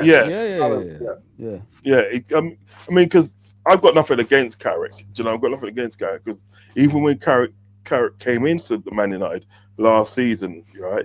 You got to admit to yourself, your fortune's changed. Your fortune's changed. All of a sudden, he just played the players in a position and a formation they can play. It wasn't rocket science. You know what I mean? Yeah, but it worked, didn't it? It worked. Do you know what I mean? It worked. I mean, we had one game a week. Chelsea are going to do that now. It's going to be very interesting. Yeah, one game a week, be bro. difficult. The amount of times, Rod, like the amount of time that you plan. You know, when you've got one game a week, we got knocked out of both FA Cup and League Cup first round. Yeah. You know what I mean? For a club like Man United, that's crazy, man. That's not happened in 100 years. Yeah, man. Even the bad times before that, So, it's crazy. It's crazy. So in terms of, you had one game away, and it's about how you plan for game to game. Yeah. No, I like what I see. I don't know about you, Nurideen, but what do you think of the signings, Tillemans and Santos? I like Santos. I don't know. I think people are sleeping on Santos. I really. Yeah, I like what I see. I've not watched him to that extent. I thought he did decent when he went into the Chelsea team. They won like 8 games in a row or something. Before he went off a cliff under Rossini. But for me, it's about the balance. We need to, and we've signed him. He's more. I think he can defend the box. He's more of a defender box kind of midfield player. He's not a guy who's got legs to go around, chase around. And actually, similar to your midfield, Gravenberg is the guy who's got a bit of legs, but he don't really show he's got a lot of legs. So Bosley's the guy, when he plays there, he's the guy who's got the lungs to get around the football pitch. But when I look at Tillemans had lots of injuries. Well, he missed 23 games last season. And so that can be that. It looks like that, like Rod said, like you say, like he looks like that hungry kid. He looks like that, second contract kind of thing. We paid a lot of money for him. 50 million is no joke. No, you know what I mean. But I'm glad that we didn't pay that money to West Ham, because he's not worth 85 million, and I don't think Tonali's worth 90 million either. You know what I mean? So it's crazy. But I'm thinking about your midfield as well this season, because I think you need more. The way that he plays, you need more energy and aggression. Yeah. That's what you're right. And so I think United need that. I think we need to we should sign 2 other players who are more got legs around them, who can get around the football pitch. Because Tillemans, he's played better on the Villa when he's played with somebody, Unana or Kamara, who are doing that running. You know what I mean? He's a ball playing midfielder. Santos is more, he can defend in short spaces. He's not a guy who's going to chase people around. From what I've seen, he's like a Wijnaldum type. When we had Wijnaldum in that midfield, like a busy little midfielder, gets stuck in but he hasn't got the legs to be so. Williandam had the legs, didn't he? Williandam will close people down. He would. But that's what he reminds me. If you want someone like that, that's going to get stuck in and win the ball back, pass it to the better players. you know, and join up with the attack now and again. That's what he is. I mean, and I like that type of midfield because I don't. You know what I don't want, Nurideen? There's too many similar midfielders. It confuses the system. You know what I mean? Yeah. When you've got different midfielders on that pitch, it helps the system, and that's what I see when I see variation. Santos. Yeah, bro, Yeah, 100%. variation. And he's. I think he'd be a shining light for you guys because I think people are sleeping on that kid. And not only that, I think majority of the Chelsea fans were upset that he left as well. I think you guys haven't noticed that. I don't know if you noticed that, Uncle Rodz, as well. A lot of the Chelsea fans did complain about him leaving. Normally they don't care. When Kai Havertz was leaving, they drove him to Arsenal. With He's this shit one, though, isn't he? He's shit with though, this isn't one, they were very upset. They were very upset because they can see there's potential there. And he's young as well. Andre Santos, if I'm right, he's a young player as well, isn't he? He's young. Yeah, young 22. 20. See, that's what I'm trying to say. So you would actually get upset that a 22-year-old player in the day is leaving your club. Do you know what I mean? Yeah. You know. Yeah. But then again, if that's the case, you should have tried harder to keep hold of him. Then you should try harder to keep hold of him. Well, they want Morgan Rogers, don't they? They wanted that he's going to play three at the back, innit? He's going to play with 2 wing backs and 2 number 10s, isn't he? So exactly. So yeah, you can't have it. To me, no, you can't have it both ways. You can't have it both ways. Do you know what I mean? But like, you know, Andre Santos is a good busy player, and I think, you know, he's linked up with what's that? Kunda. Was it Kunda? Yeah. Kunda. He's linked up with Kunda. It could be a thing, you know. It could be a thing. So listen at the day, right? You know. Yeah. Listen, it's like Man United and Liverpool are known for building good squads. Throughout the years, football years and that, right? Yeah. Because some guys at the day, they just come into it, come into this sort of like royalty, and they think they're the best of the best. You know what I mean? But Man United at the end of the day, right? Man United and Liverpool are the teams that's kept interest in the Premiership and in the English football. They've kept the interest because of what they won and how they do it. Yeah. Do you know what I mean? Because I mean, that's what I'm saying. Like, I could never imagine Liverpool playing the way Arsenal played in the last 4 months of last season. Yeah, like 1-0, but when it's 1-0 to the Arsenal, like that's what I'm saying to you. Like when you win and you have a history, it comes with great responsibility and there's a way to play. The only thing is that I don't rate Steve. I can't forget his surname, but he was Gareth Southgate's number 2. Steve Holland, I don't rate him. I think he plays pragmatic football. I think he plays too much pragmatic, and he's our number 2. I don't know. Has he bought all his team in from Bournemouth? Yeah, practically. That's dangerous, isn't it? That's dangerous, though, isn't it? No. What he's bought his coaching stuff, and there's a lot of his coaching stuff at the day that's got good philosophy with him. So I mean, they play front foot football, man. Yeah, I can understand why he brought these guys in with him. I can understand, especially the fitness guy. Yeah. That fitness guy from day one, and he said, "Look, listen, this is what I want, and this is what I'm gonna get." Do you know what I mean? Yeah. He's installed some sort of like strictness back into the squad now. You know what I mean? Yeah. It's like, you know, you're not gonna have it easy now. You know what I mean? Have you already started having pre-season training already? Yeah. It started. It's looking good. It's looking good, man. It's looking good. It looks like they're back to fitness, isn't it? No. The under-19s played, but we didn't play yet. We're still waiting. That's going to be interesting. That's going to be interesting. I'm going to say, like, how humble are they going to be to run? Because to play for him, you have to be able to run. Yeah. Runners, you know what I mean? And I think that's why he wants to keep hold of people like Rian Gamoa. He wants to keep hold of people like Curtis Jones. Yeah. He wants to keep hold of people like Trey Leone and there's certain players at the day that he wants to keep hold of because he's seen them from afar. I really rate Curtis Jones. I think he's a good player. I love that guy. It's always good to have local guys in it. It means something different, doesn't it? It means different. The club needs them, innit? Because when players come into the club, they need people like that to tell them about what the football club is all about. I respect Curtis Jones for what he did last season, especially, guys. You know what I mean? I was one of those ones that's, saying like, for a local guy, he should be a first team player by now. While we're still waiting, you know what I mean? But what I saw of him yesterday, playing in different positions to, complement the team, I thought he was brilliant. I thought he was outstanding, and he earned my respect for that as well. Like playing majority of the season as a right back as well. He's a midfielder. He's not right back, but he, you know what I mean, you put him there. He said, "Listen, I'll do it for the club." I like that kind of attitude. I love that kind of attitude. Do a job, yeah.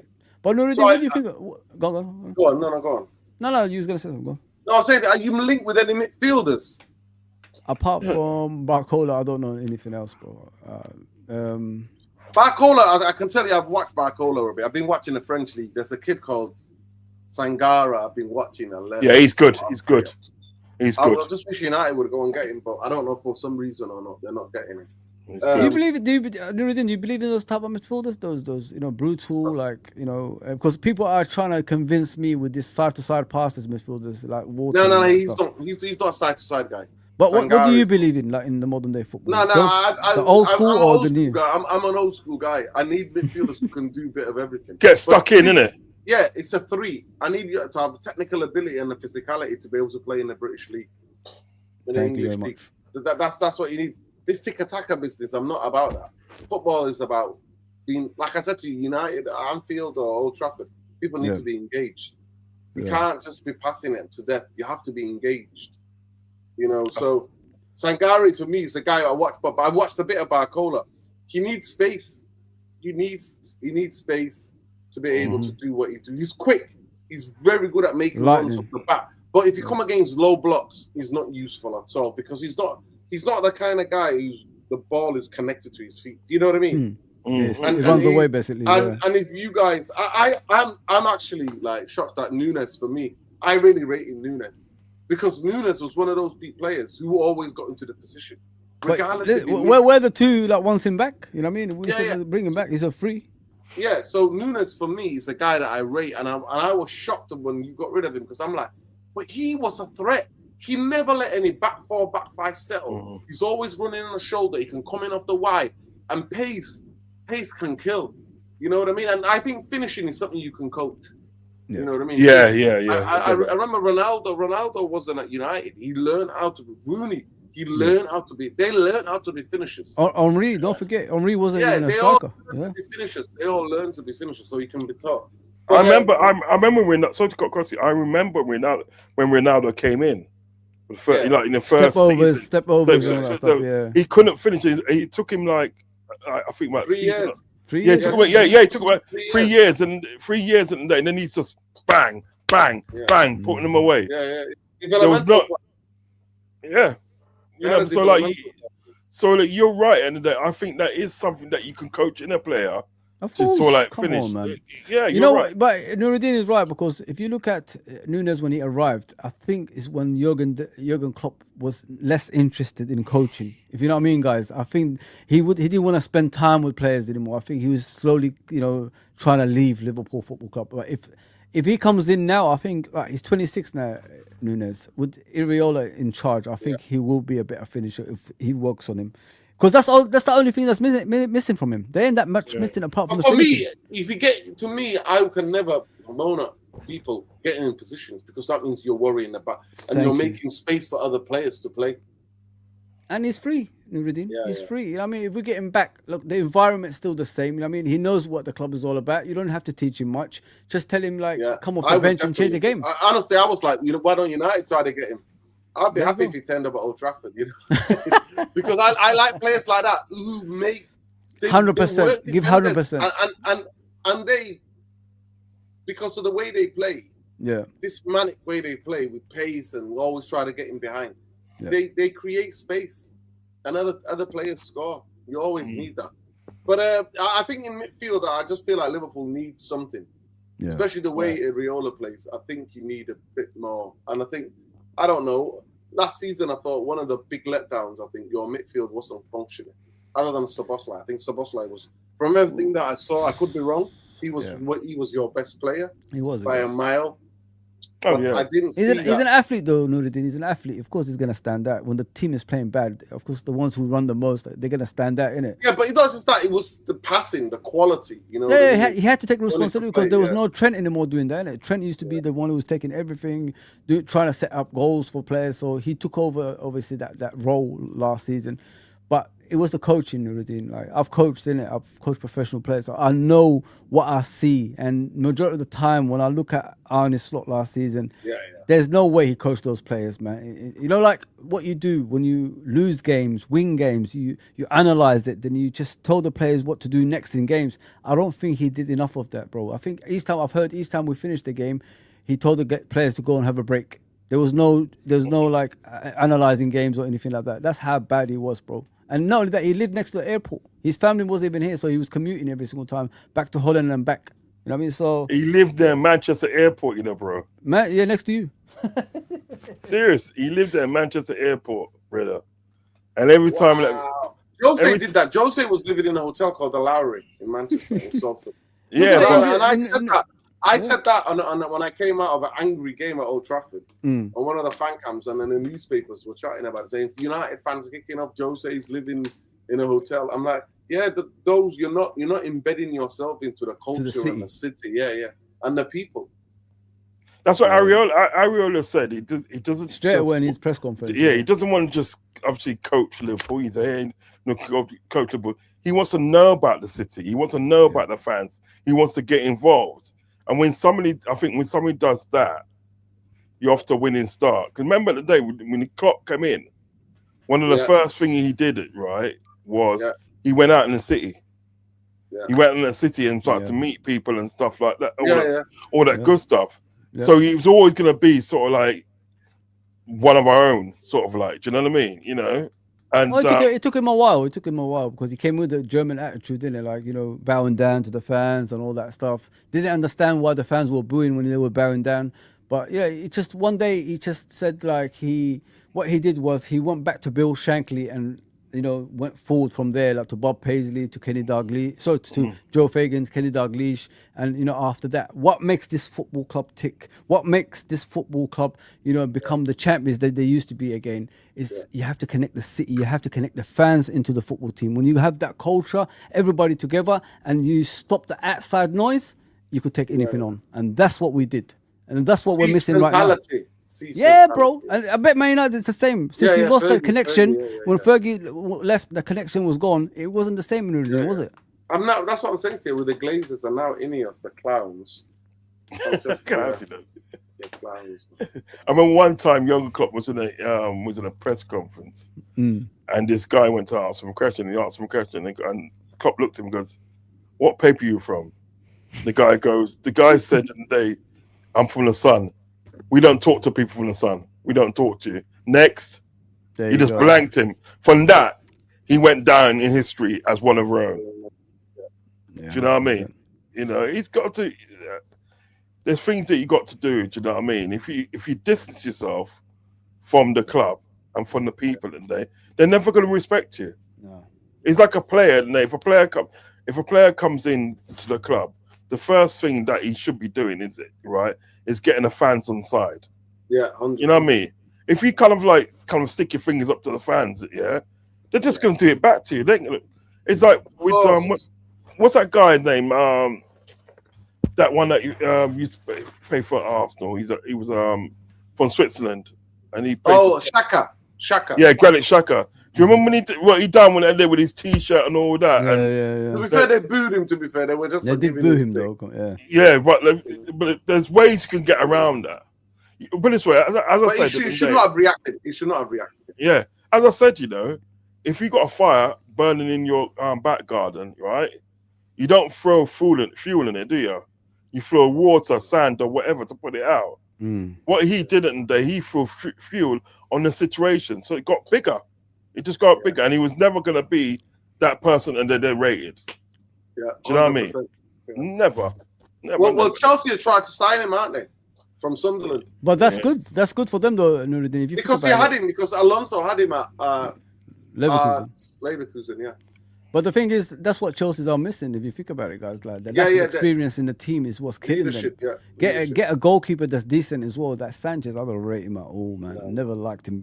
But since they stepped away from, talk to me about goalkeepers, man. We had 2 clowns last season. Thank God for Lamins, man. The World Cup, though, bro. Wait, every goal was filling that ball. That ball has got some technology inside it. You don't know that That's the first like AI flipping ball. Have you don't know that? Hey, man, said AI, you know. It's AI football, man.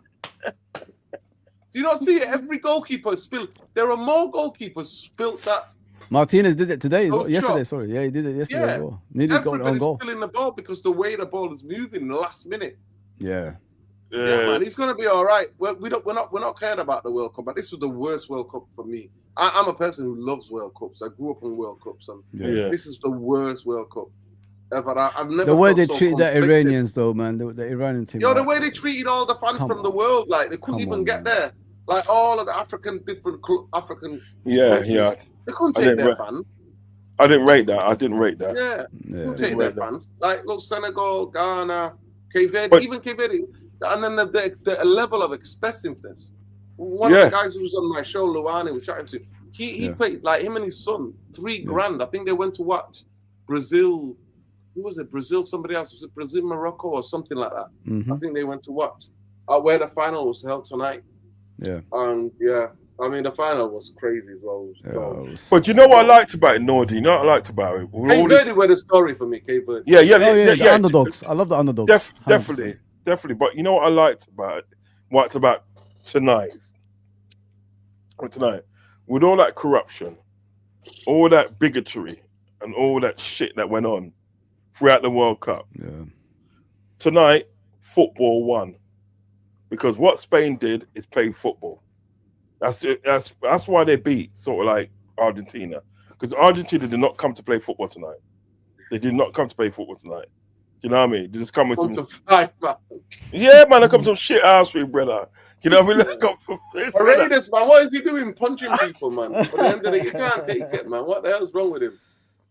He's mad, man. Yeah, you understand? So, but like football won tonight, I think. Football won. Do you know what I mean? That's what kind of like, because I put it this way, for this tournament, they were making me fall out in love with football. 100%.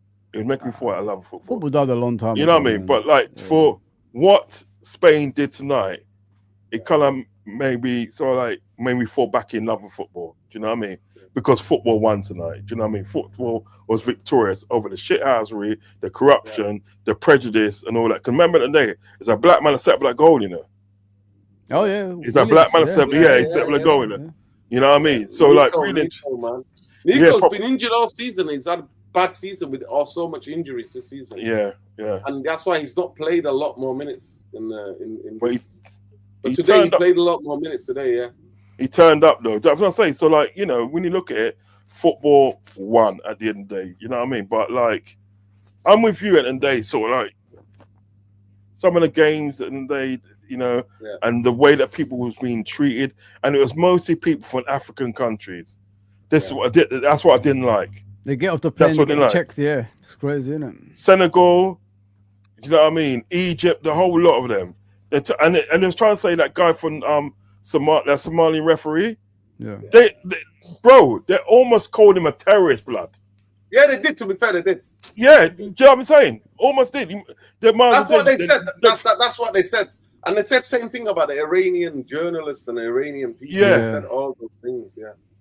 Yeah, I thought, nah, man. You put it this way, you cannot. I repeat, you cannot at the end of the day call somebody a terrorist unless you got your 100% facts that person is. But they're not though, bro. They're just that people who exactly. They're basically he called all these African countries Trump shithole countries. That's what he called them. Like and then he was never going to allow them. So for me, how can that be a World Cup where majority, like all of the fans who go home and away with Ghana, all the fans with Senegal, all the fans with all the African countries, some of them, like there's about 200 of them who play instruments. All of them couldn't go. Senegal, Ivory Coast, you know what I mean? Like Congo, Ghana, like Congo. None of them could go. All those couldn't go. So it's just maddening for me, like how the world is allowed to continue. Like, and then that referee, they literally said he's a terrorist, and like held him for 7 hours, drilled him for 7 hours, and then sent him on a flight back. I mean, it's the most ridiculous justification. Same thing about the Iranians. The Iranians flying in. They're flying in and flying out. The big up Peter, Haiti had to change their kit because part of their flag is like when they fought against the enslavers, and they're like, oh, they can't have that. Oh yeah. Wow. But because what it was, the woman, how the story goes quickly. There was a woman, and she was a slave. But what she did, she led a revolution against the French. Yeah, and they beat the French. Yeah, beat them hands down. French at the day, so surprised, couldn't have it. So what the French did, the French went to England and asked England for help. So what happened, right? England, British, yeah, and the French went back to Haiti, overthrew Haiti, put them in 150 years debt, and said, if you don't pay that, we'll invade you again. That's why Haiti's kind of so poor. You know what I mean? So it was a woman, it was a black woman in the day that sort of led the revolution of that. Do you know what I mean? So they had that, obviously they had some of that resemblance on their t-shirt, their t-shirt and that, and they wasn't allowed to wear it, they had to change it. It's bollocks. It's bollocks. You know what? That's what made me fall out of love with the game, because they brought politics into it each and every time. They brought politics into it. They shouldn't have politics. Even tonight and in the day, right? Infantino was telling Trump to come off the stage. He goes, no, you're all right. I'll stay there. Did you see it, bro, Lord? It was embarrassing, bro. Exactly. Was so embarrassing, man. He didn't want to come on. He did not want to come off the stage. Whilst they were celebrating, he wanted to be there. And he's like that, all right. Yeah, he didn't care. Stage of it. Yeah, he just wanted to be on. Listen, it's all about him. It's all about him. I mean, that's what it is. Bro. Changing nappy. As for that Somali referee, what I admire the most is his attitude. He didn't complain. He just went home and said it is what. You know what? I love it, Nurideen and Uncle Rodz. Well, he said it is what it is. Sometimes it's your time, and sometimes it's not. That's what he said. And now they give him the Super Cup to referee, and that's interesting. Yeah, that's brilliant, man. You know what I say? I say this, yeah. If somebody doesn't want me somewhere, he don't ask me twice. Exactly. You ain't begging. Yeah, I ain't staying. Nah, ask me twice to them. Me not ask me twice to them.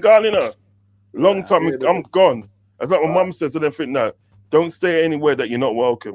Facts. You know what I mean? Don't, 100%, man. Bro. For real, man. But this, you know, I just hope at the end of the day they don't have that in America again. I really hope.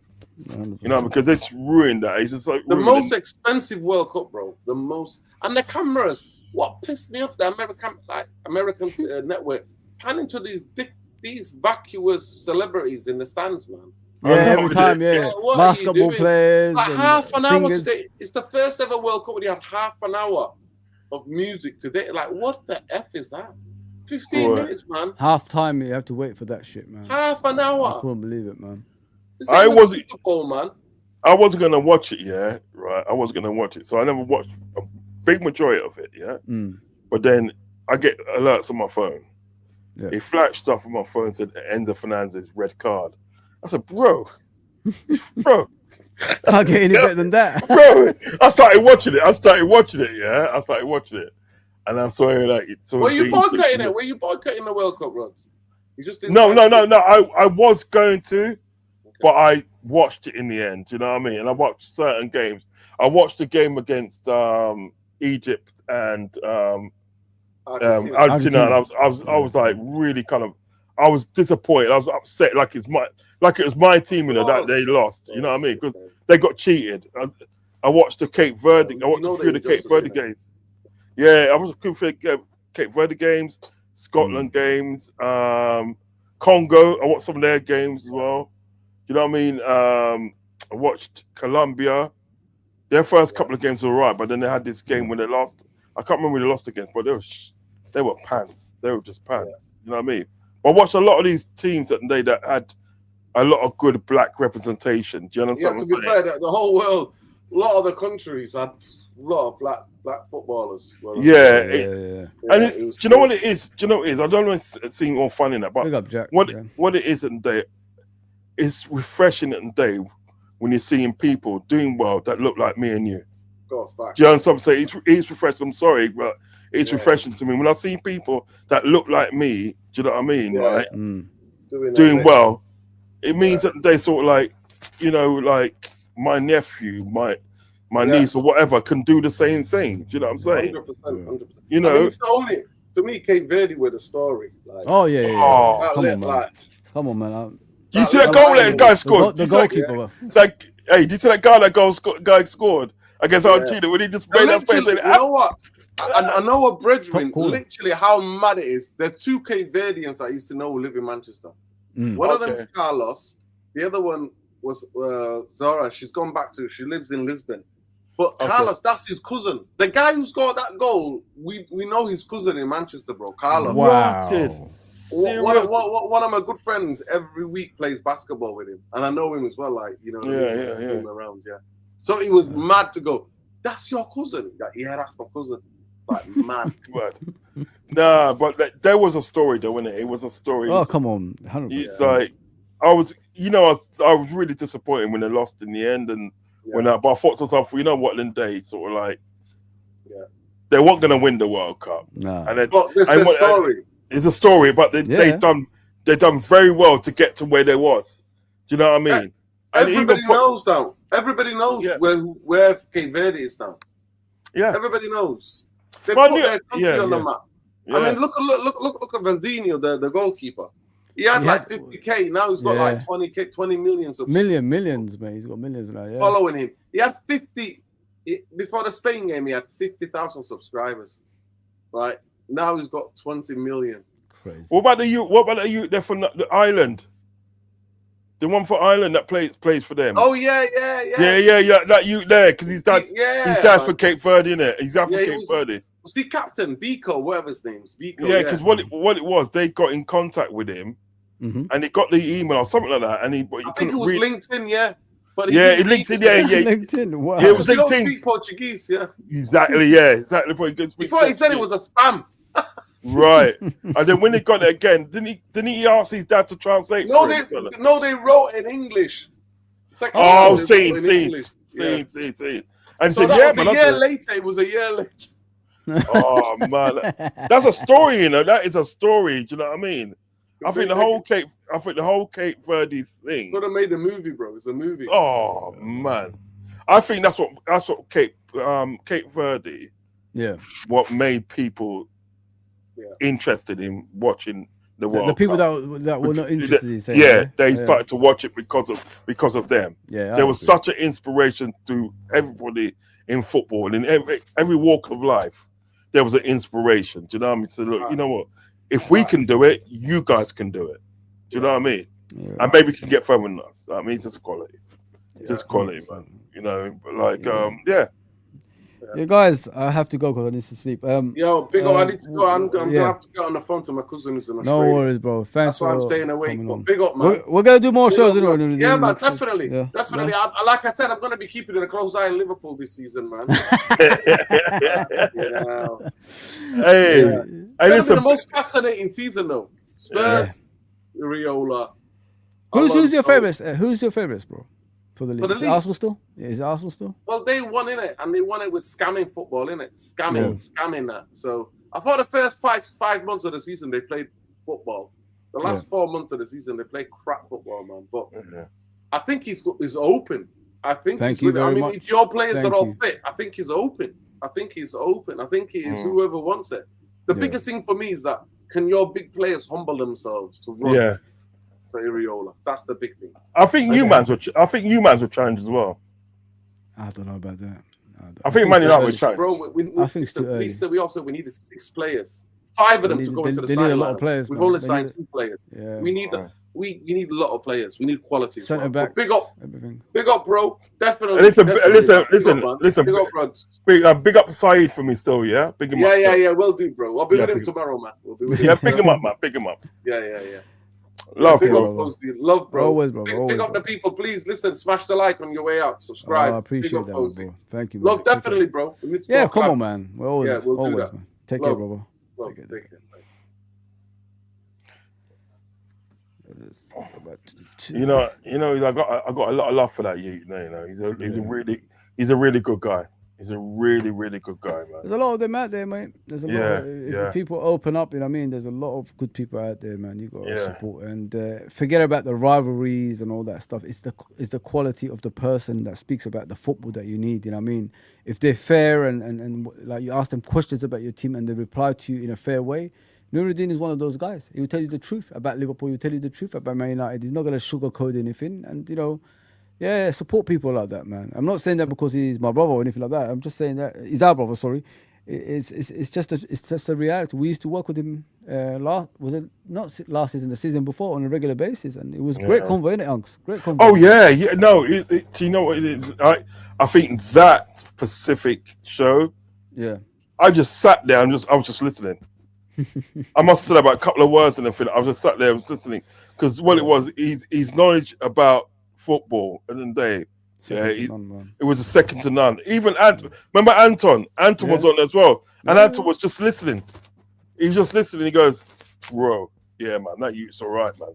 That youth's all right. He knows what he's talking about. You understand? Yeah. You know, so like, he's a good youth anyway. It is. Pat is asking this question. If he said, name one midfielder you'd want to go to Liverpool. What one do you want? Oh gosh.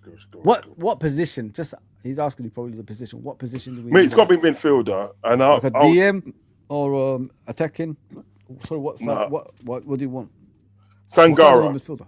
Sangara. He's a DM. The thing is, Uggs, you know when people mention Sangaras and all these guys to me, I get stuck because you know me.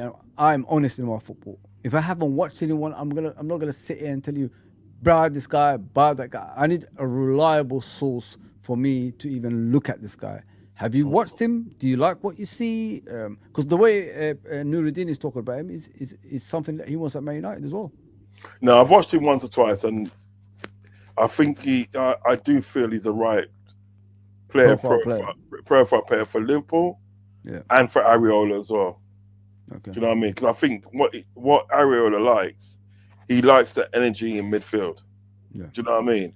And he's got energy in midfield and stuff. And I do honestly feel that's what we need. We need energy in midfield. See, but we also need somebody. Do you remember what? Sorry to interrupt. Do you remember what Nurideen said? I'm not all about these new midfielders, side-to-side passes. I'm more of an old school. See, all of us are thinking the same thing. What is this nonsense about side-to-side passes? This pussy football. It don't get you nowhere, blood. We tried it. It doesn't work. As soon as we got, remember, Unks, our fortune changed as soon as Fabinho came into that midfield. Right or not, Unks? Oh, no, right. You're right. You're 100% right. You know what I mean? You can't. We tried this side-to-side pass. It never used to work. We tried it every season. You can't score goals. This is what I would say. You can't score goals. 1, side to side. Yeah. 2, passing backwards. Do you know what I mean? You know, like what they got now. A lot of times, they've got like the goalkeeper starting to build up play. Yeah. The goalkeeper and they has to be a footballer now. You know what I mean? You just stop the ball going in the back of net. Yeah, that's all I want you to do. Yeah. You know what I mean? But like, this side to side thing, it doesn't work, bro. What I said is that midfielder that plays in that role has to stop the ball going towards the defense. Has to win his battles in midfield, in the air or on the floor. As long as you can do that, you'll concede less goals, right or not, Unks? Of course you're right. So, of course you're right. What's wrong with that? I don't understand why people get mad at things like that.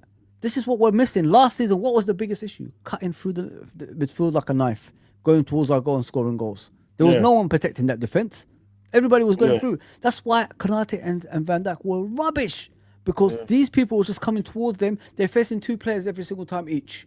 It ain't going to work. That does not work. You need someone that's going to put the tackle in and scare the opposition. As soon as you scare the opposition, they will never come through that middle again. Right or not, Unks? Of course, bro, at the end of the day, right? Yeah. The battles are won in midfield. Thank you. Battles are won and lost in midfield, bro. Big up, Jack. Yeah, big up, bro. Battles are won and lost in midfield. That's the way it is, right? If you got, do you know the main reason why Spain won that game against France? Because they had a better midfield than them. Yeah, they had a better midfield, and it's better organized, bro. Yeah, you understand what I'm saying? Yeah, right. if your midfield, and put it this way, you can have a mediocre midfield, but if it's well organized, it looks better than what it is. You understand what I'm saying? Yeah. Your battles are won and lost in midfield. You have to, take control of midfield. Yeah. If you cannot take control of midfield, you're halfway lost, my friend. Exactly, mate. Nah, 100%. man. Side to side, tippy. Yeah, I don't understand. I really don't. So, Unks, how many players do we need before the transfer window closes? How many players are you looking for Liverpool to sign? Right. And are they gonna sign those players or anything? Well, that's another thing as well. Yeah, I think we need. Players? I think we need at least 4 players. Yeah. What positions? We need a midfielder. Yeah. Something to put the foot on the ball as such. Yeah. We need another defender. Yeah. I mean, and we need a right winger. Yeah. And think we need a right back, I think so as well. I don't rely on Frimpong and Bradley. We should go and get that guy from Sunderland. Yeah, the one we tried to sign last season. Yeah, we should go and get him. The one he's versatile. He could play all. Yeah. I should get him as a squad player. As a squad player. You know what I mean? Yeah. You know, if like obviously in the day you're gonna have Connor Bradley. You're gonna have the other one as well. Frimpong. You're gonna have him, but them two in the day, they're kind of like they're injuries. It's very up and down. If you got a nice squad player like that guy from Sunderland, you can get him in, and really and truly, it shouldn't really much problems getting him in. Actually, to be fair, you know what I mean? No, it shouldn't. Yeah, you know what I mean. If you got a nice squad player like him, because apparently they're looking at that, a right back from Ryan Van Kana. Looking at a right back for him. You know what? I don't even mind that if he's going to be a squad player. Do you know what I mean? I don't even mind that. Gertruda, you're talking about Gertruda, innit? Yeah, Gertruda. Yeah. I would rather Gertruda because Gertruda knows the Premier League. Yeah. You know what I mean? I would rather and majority of the players at Liverpool are Dutch, innit? So he'll be right at home as well.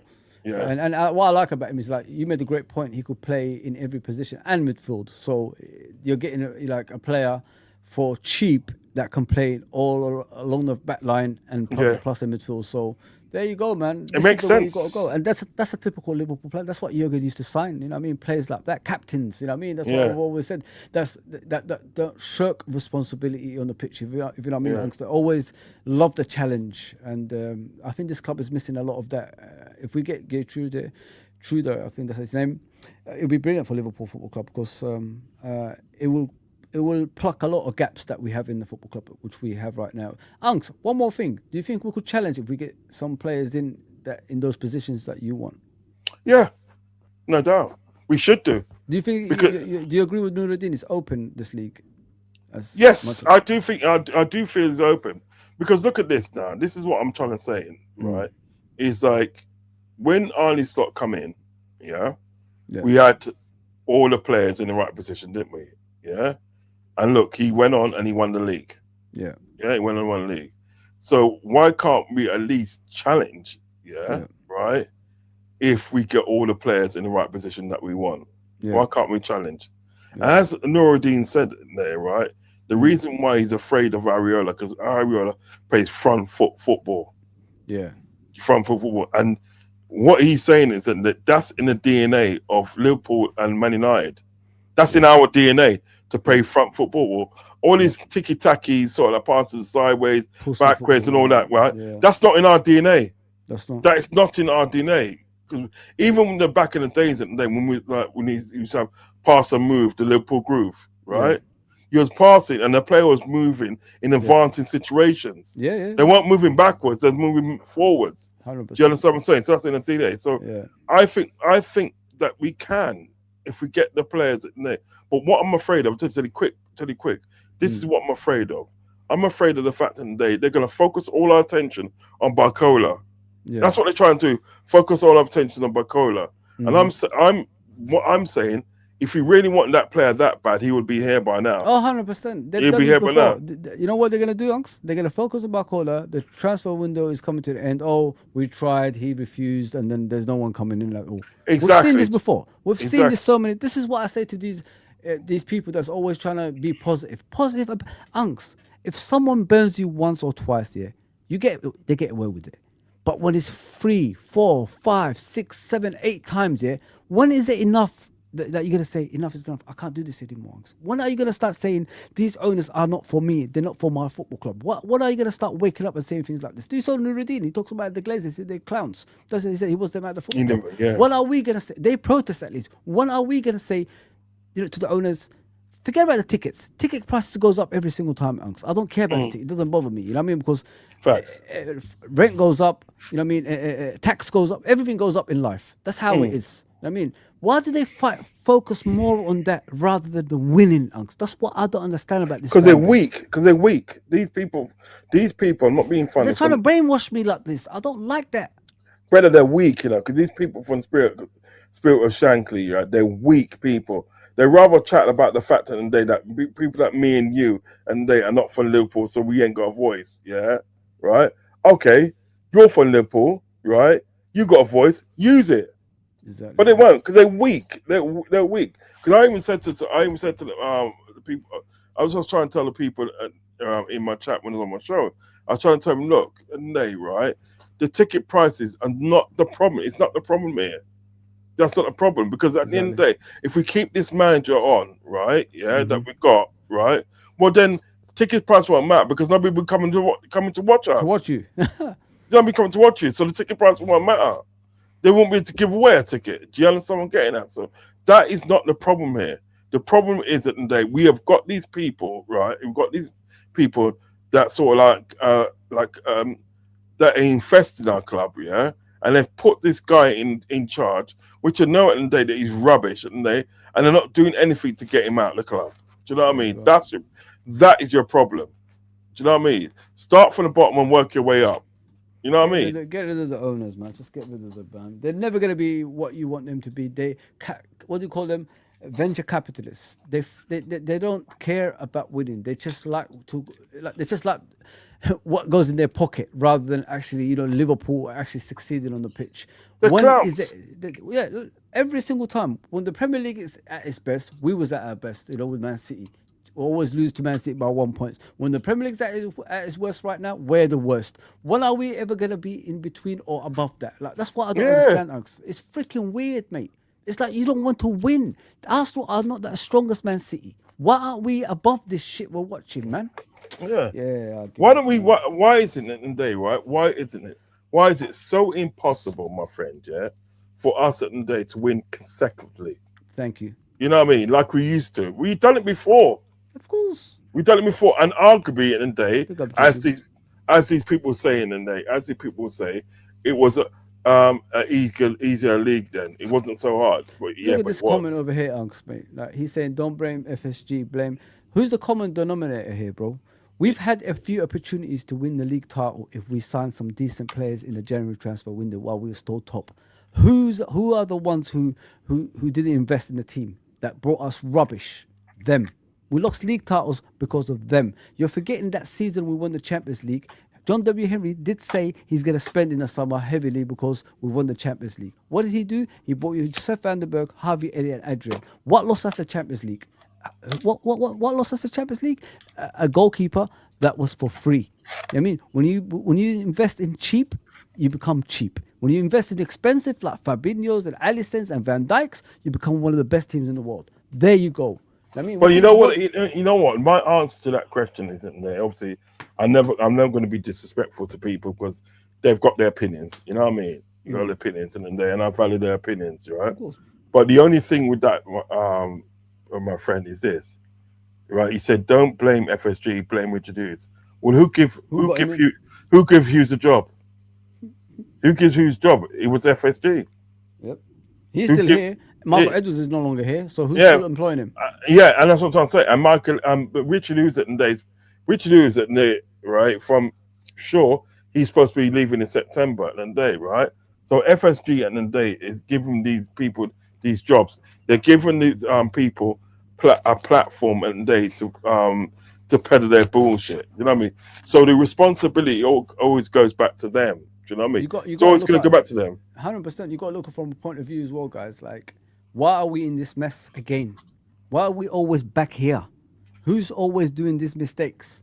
That's what you got to look at. We never escape this shit that we're in. We're always back here. There's never a positive consistently.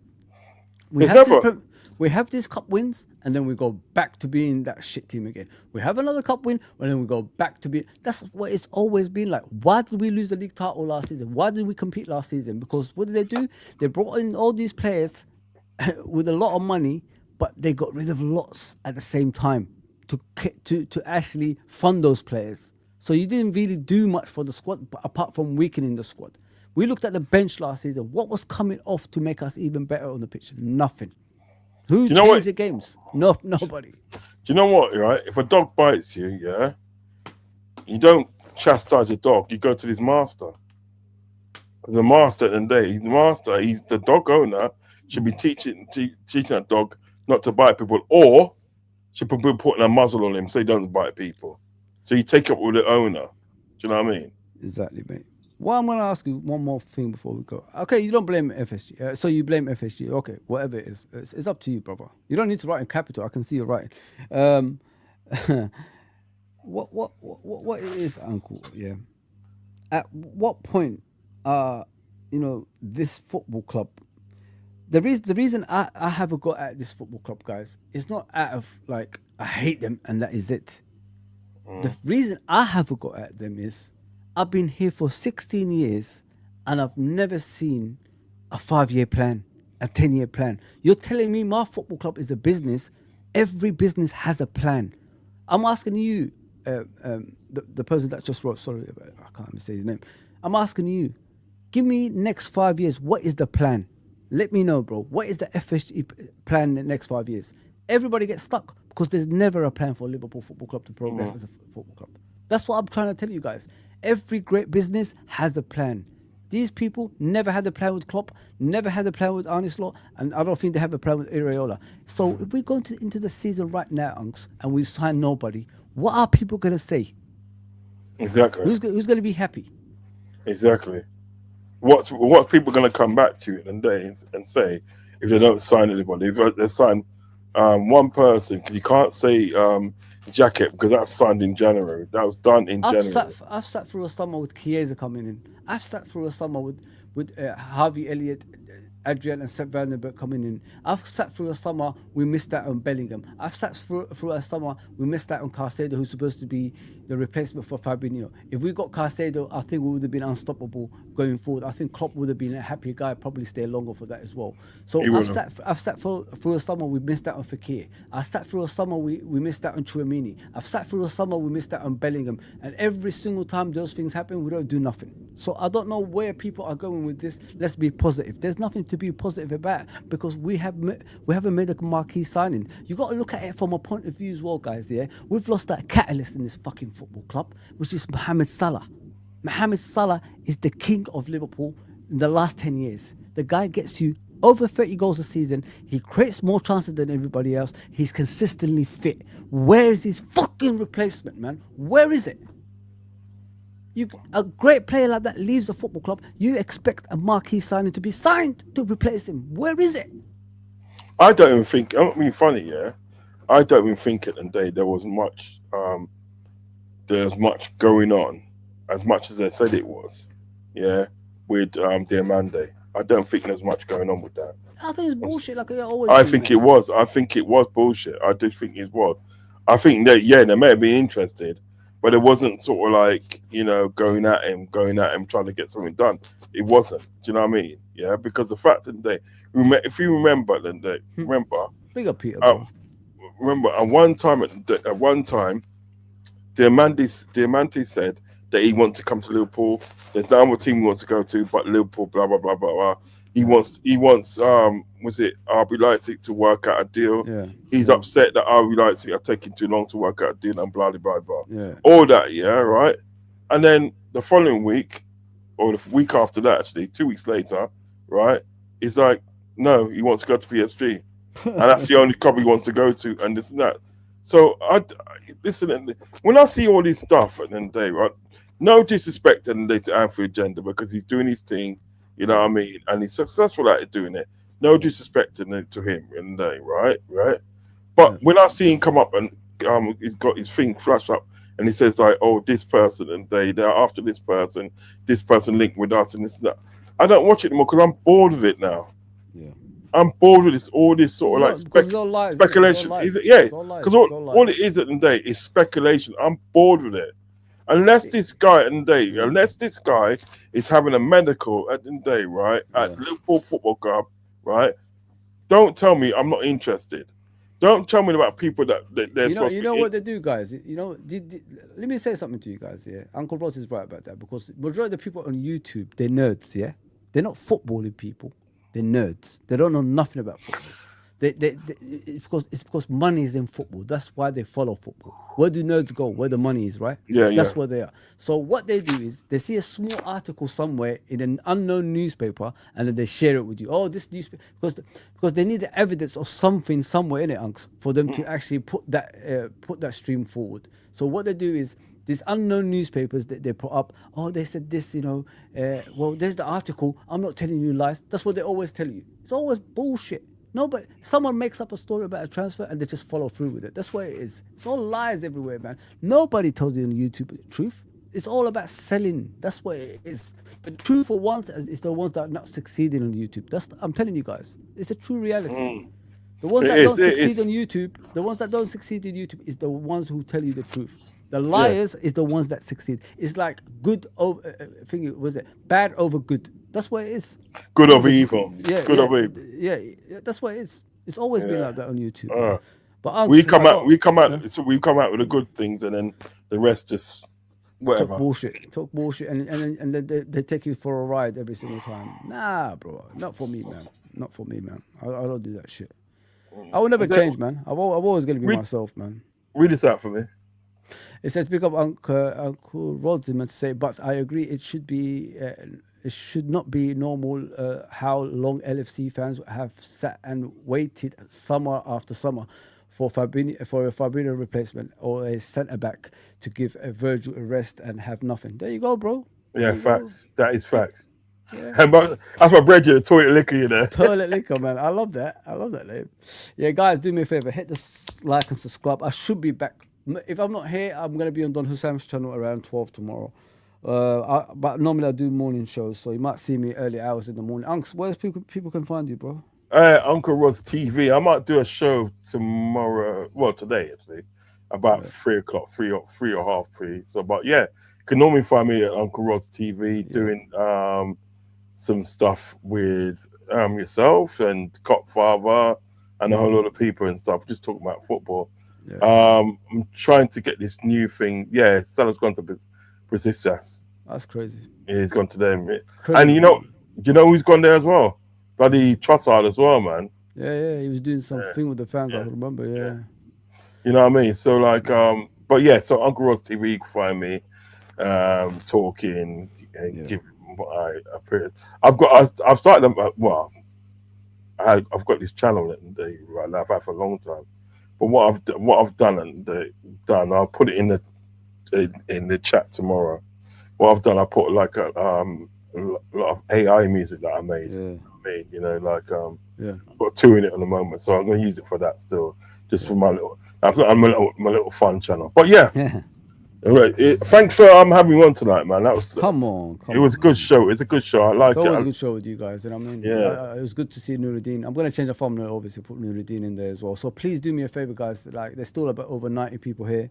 Hit the likes for me. If you don't like the channel, it's fine, but hit the likes for me. That's all I ask for, because it's the algorithm on YouTube, innit? And this season that's coming, I'm going to do more than Liverpool, because it's called Fozi TV now. I was aiming for this season to talk about other clubs as well, give my honest opinions about other clubs, not always banter, if you know what I mean. So please, obviously subscribe to me and all that stuff, and subscribe to Uncle Rodz, and subscribe to Mr. Nurideen. I will put his link in the below as well. So you're saying, Fozi, we all are saying our opinions, 100%. I don't have any issues with opinions, bro. I'm not taking the blame of FSG, but as of last season, you meant to say, Hughes has 1 full year to get players, and he did last minute negotiations of Gahey. Yeah, he did, bro. But we needed Gahey, right? Or not, Unks? We needed him, and he failed. Yeah, the things about like that gay thing. The only thing I say about the game, one, he shouldn't have waited so long. Nope. Yeah. Why wait in the last day of the transfer window? Why? Yeah. And two, and then you never tried hard enough, because what happened is in January, where did he go? Man City. There you go.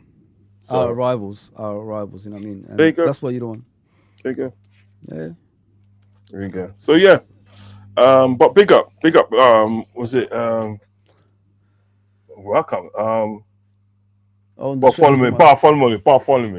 Big up Bartholomew, man. I love the fact that you come in with your opinion. Listen, I love his good. opinion because he's challenging us as well. Yeah, that's what I'm trying to say. You come in and you haven't come in with the same opinion that everybody else. You come in and give a different opinion, and we chopped it up. So big up to you each and every time. It's whoever is your preference, bro, is your preference. I'm never gonna change your mind. I've got my own. Obviously, if you want me to speak about my own opinion, I've been here for 16 years with these owners. I've been here for the 30 years we haven't won the Premier League. You know what I mean, as well. So I've seen the good and bad at Liverpool Football Club. I don't think they're good enough for Liverpool. I don't think they are the owners that's going to be, challenging for the league title season in, season out. If you're waiting for that day, that will never happen under FSG. I promise you, bro. It's time for them to go. We need a sole owner. We don't have to share the limelight with, Red Sox, Penguins, and all that stuff. I just want a guy, a lady or a man that's got, the good intentions of Liverpool to just take care of Liverpool. That's all I want. Why is it so hard to ask about that? Why is it so hard? I don't understand. I really don't. Please, guys, hit the likes and subscribe and all that good stuff, yeah? I'll be back sometime today. And, please subscribe to Uncle Rodz and Nurideen as well. Take care, everybody. Bless. The Fozi TV. Don't go anywhere, man. Don't go anywhere, man. No, I'm here, man. I'm not going nowhere.